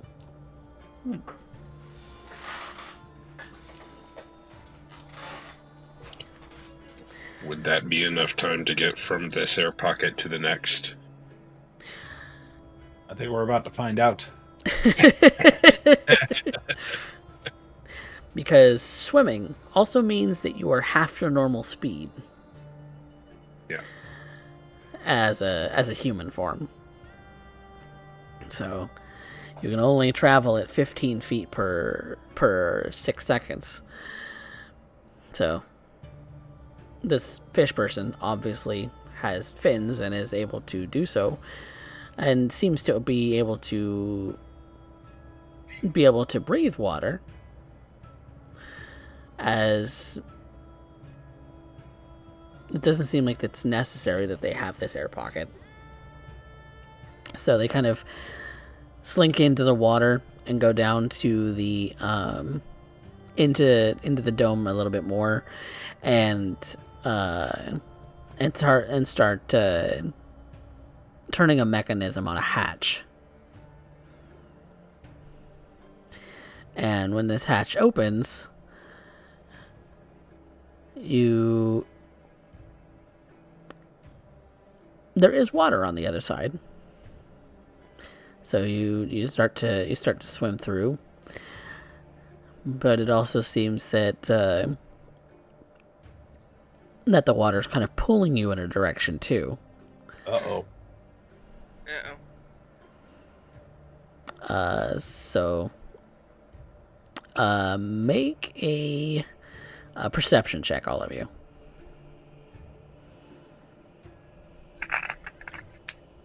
Woo! 28. Ooh. Hot damn. 25. Ooh.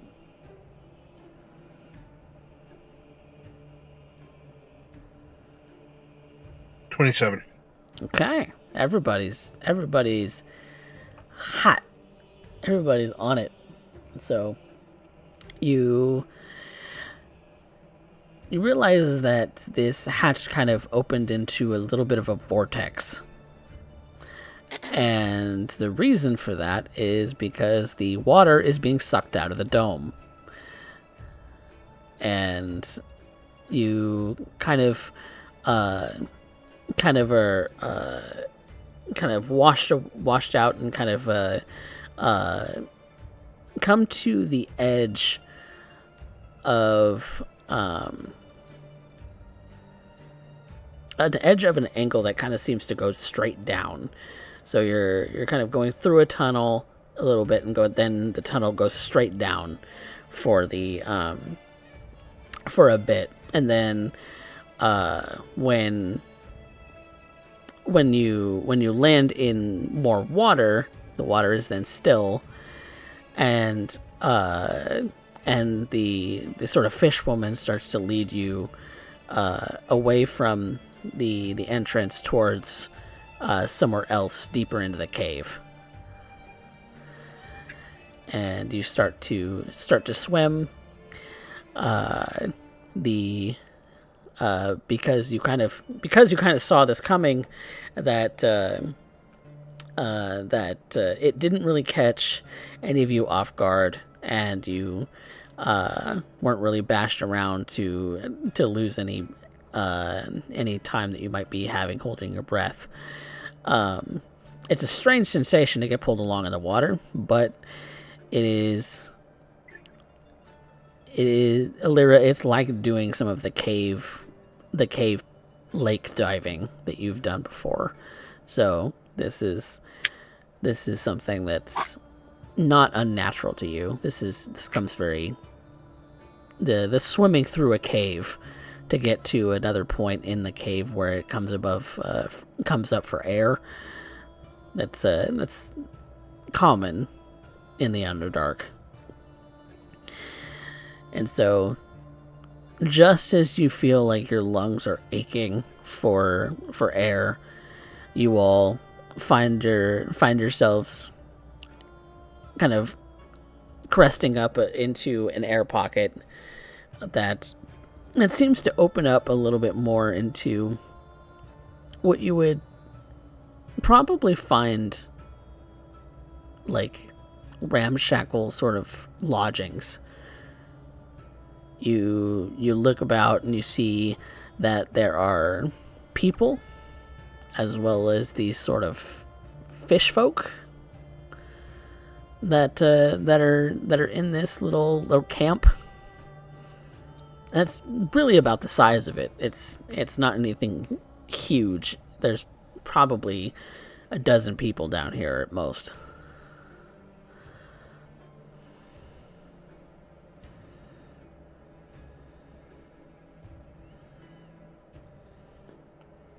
And so this fish girl, she kind of leads you up to this sort of beach that seems to come up out of the water, and she seems to sort of slither onto the ground as if it was nothing, and doesn't seem to be bothered by the fact that there's no water around her for breathing. Lyra is not so graceful. It's more of a coming up, gasping, pulling herself onto the beach, and just kind of flopping on her back as she starts to try and inhale. Trying to hold her breath is not her forte. Nope.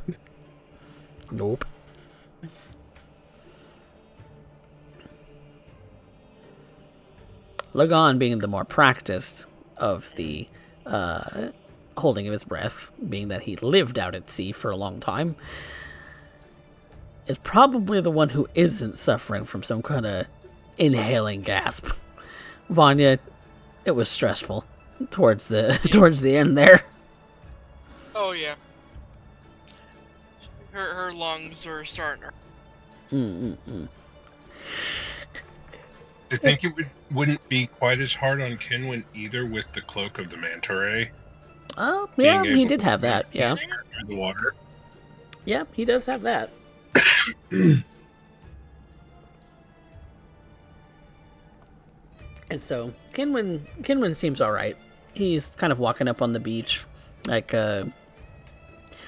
he's not really aching for air. Where Alira and Vanya are, and Lagan's a little like, whew. But Kenwin just kind of starts to stroll up to the other people in the camp, introducing himself, and you see there's this sort of older woman that has just the most matted hair. There's corals and shells and all sorts of different things kind of hanging in her hair too. along with like sea plants and just she. If you had to put a word to it, you would maybe call her a hag. As she looks just waterlogged. Like she has lived in these waters for all of her life. But she is otherwise elf. You see that there's the sort of long pointed ears. She's definitely well into her age. She looks like she could be anywhere from 500 to 1,000 years old. She looks that old. She's barely got what can be considered clothing on, if anything. Same with the most of these people. They all seem to have just little bits and bobs, just kind of decorating their person, but otherwise couldn't be bothered with clothing.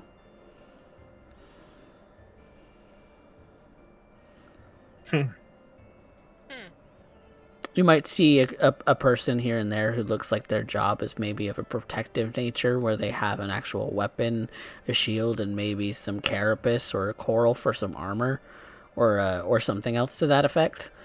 But all of it looks like it's scrounged from the seabed.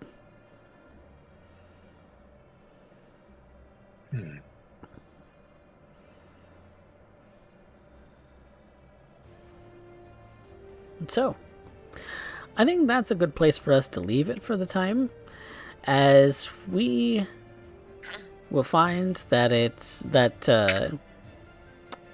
we will do more kind of exploring with these people and seeing what it is that you all can get up to next. So, thank you guys for playing. Thank you. Thank you. Yay! So, let's move on to some experience. So, everybody gets their 5 for showing up. Woot. You had some fun with the Anne Bonny, and you found supposedly, the Children of Water. So, hopefully. So there's that. I think that qualifies for 3 experience. And then we have the roleplay prompts, where you, the individuals of the cast, decide who had moved the plot, who had the best scene, and who had our best line from tonight. So, who moved plot? I would say Lagon. Yeah. Okay. I'd agree on that. Personal and... Okay. Then I suppose that's unanimous. Derek, are you awake? I'm sorry, Coffee. You're dozing. It's fine. That's why we're ending here. I'm sorry. That's okay. Lagon. Painkillers kicked in. Yeah. Fair. No worries. It's perfectly a good spot for us to call it and come back next time. So Lagon gets our plot mover. Best scene. I want to say Alira. Ooh, Alira. I love that scene where Vanya is talking to Cypher, and she just walks in and, oh, she's talking to herself again. That was pretty funny. that or her scene with Master Morgan. That was good too. I was going more lighthearted with it. Yes. Just to double check, Coffee, we got 5 points of experience for this. Yep. By default. You've got 5 for showing up, 3 for the progress, and Lagon. Yeah, Lagon got the one for plot, and it looks like Alira. You want to be there. They want you to have the best scene. Okay. I'm not gonna lie, my favorite scene comes down to her, like, talking to Lagon about how differences. he's like, I understand you, and she very much doesn't feel as though it's like doesn't matter there's what a he little bit of says. projection here. I don't think you realize. Merber. I was very tempted to have Cypher interrupt the conversation, but you know, that would be mean. No, well, I'm just glad it turns out she's not a ripper. Because yes, I still remember those, and those didn't come into play too much in Maddie's game. It is a mermaid type that's built off of a piranha. Ah. Yeah. Yep. Nope. You did not run into a ripper. Probably just a bog standard merfolk. Lovely people, just they eat like a family. Well, I guess Alira gets our best scene for tonight, so best line. Fuck it, I'll throw my hat in there with the, how much did you give her already?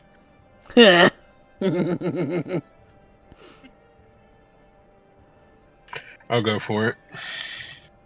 Alright. Vanya it is then. Well, we still got plenty of time on the poll for who the audience loved today. Because I thought Wolf had it, but apparently Wolf stepped away. Oh, possibly. Yeah. That's okay. It'll be a couple minutes. So, did y'all enjoy the session? Yes. Oh, I had Oh, good. really enjoyed it. Good I to would have hear. enjoyed it a lot more if my eye hadn't been up, but... You were having an allergy attack in your eyeball, and Yeah, it's still going on, because if I blink the wrong way, all of a sudden my eyes... no. Stop. You ever had those moments where your eye just won't stop twitching? God, I hate those. Yes. Yeah. Ugh, I hate those. It's so bad. Sorry to those who are watching both live and on YouTube. My camera's just going to go in and out constantly while this It's eye alright. sorts stuff out. Coffee, I don't mean to be a bother, but I'm just in a little bit of pain. If we're done experience for now, I'm gonna go lay down for a minute and let my arm rest proper. Okay. Yeah, the audience poll will be finishing up here in just a few minutes, but love you guys. Thank you very much for the game. I'm gonna wish you all the best. Go Feel get better. some rest. Go get some rest, get better. I'll be back on a little bit later. I'm just gonna lay down for a bit. Yeah, go take a nap. Yeah, Yeah, need to. completely understandable. Well, Take care. take care. Yeah. Well, somebody looks like they're gonna want to tie it up. Yeah. Who's doing I that? have a couple of guesses. Yep. We wish Derek all of the love. He plays so good, and but he's got a thing going on with his shoulder right now. So we want to send him all of the love and all of the good thoughts for hearing. I wonder who, my I partner in wonder shenanigans. who. I'll give you three guesses, and the first two don't count. But Vanya certainly got some childhood questions answered, more just popped up along the way. Thank you, Cypher. Yes. That's the nature of Cypher, though, is that he will have the answers to your questions, but you will also be presented with more questions. Mm-hmm. And usually more questions than you had to begin with. Possibly. That is the nature of a creature that knows a lot of things. And kind of wants to tempt you into wanting more of that knowledge, because maybe not, he wants you to become part of, he wants you to be it wants to be your patron. Question mark. Yeah. And he's going to tempt her into that. Maybe she'll go for it, maybe she won't. Maybe. We'll find out. Certainly did so to Rune. really finish their deal. Nope, that's the whole reason that he's even looking after you in the first place, is because Cypher couldn't finish the deal. Yep. Cypher couldn't finish that up. So, well, so far it looks like Alira is way ahead. Oh yeah. So we'll have to make a note for that for Derek. Yep, looks like somebody's pushing even more points into Alira. Yep, I'm watching you, chat. But yeah, in the meantime, let's talk about what Ravenstar does on Twitch. What do you do? I do a lot of gaming anymore. Every now and then you'll see me do some photography editing. In fact, Yep, at the Alira start of won. next month, I should be doing more as there's an eclipse coming up. Next month. Ooh, yes, the eclipse. I have a new filter to play with. Ooh, fun. Look forward to that. And while Mojo doesn't stream, he is in a lot of our chats a lot of the time. So we enjoy having Mojo around, especially because Mojo Dice is in fact a meme, and Derek Dice is also a meme on Derek's channel. And give Derek some love, and give him some follows and stuff on Twitch, because he streams art, and since his shoulder's been acting up lately, hasn't been able to do a whole lot of art streams. So, definitely wishing him to some get wells and things like that from us here at Coffee Cat Presents. So, but with all that said and done, since Alira got our audience favorite, and we have nothing more to do, thank you guys so much for watching. If you are following on Twitch, you should be joining us on YouTube, because that is where I post all of my VODs. It's very likely to from here on out going to be a week behind, so you will see the episode from last week pop up before the game, the live game here on Twitch. If you want to watch the game live, you should come by at twitch.tv/CoffeeCatPresents, because that is where we do all of this live. Responding to chat, responding to my cast, and doing none of this is pre-recorded or pre-planned. It's all off the seat of our pants.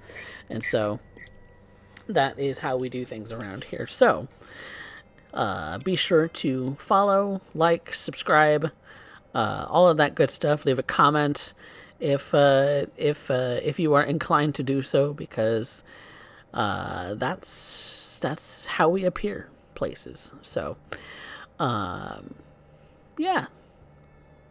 All that being said, thank you guys so much for watching, and we will be back for more Rebirth, the D&D Tale next week.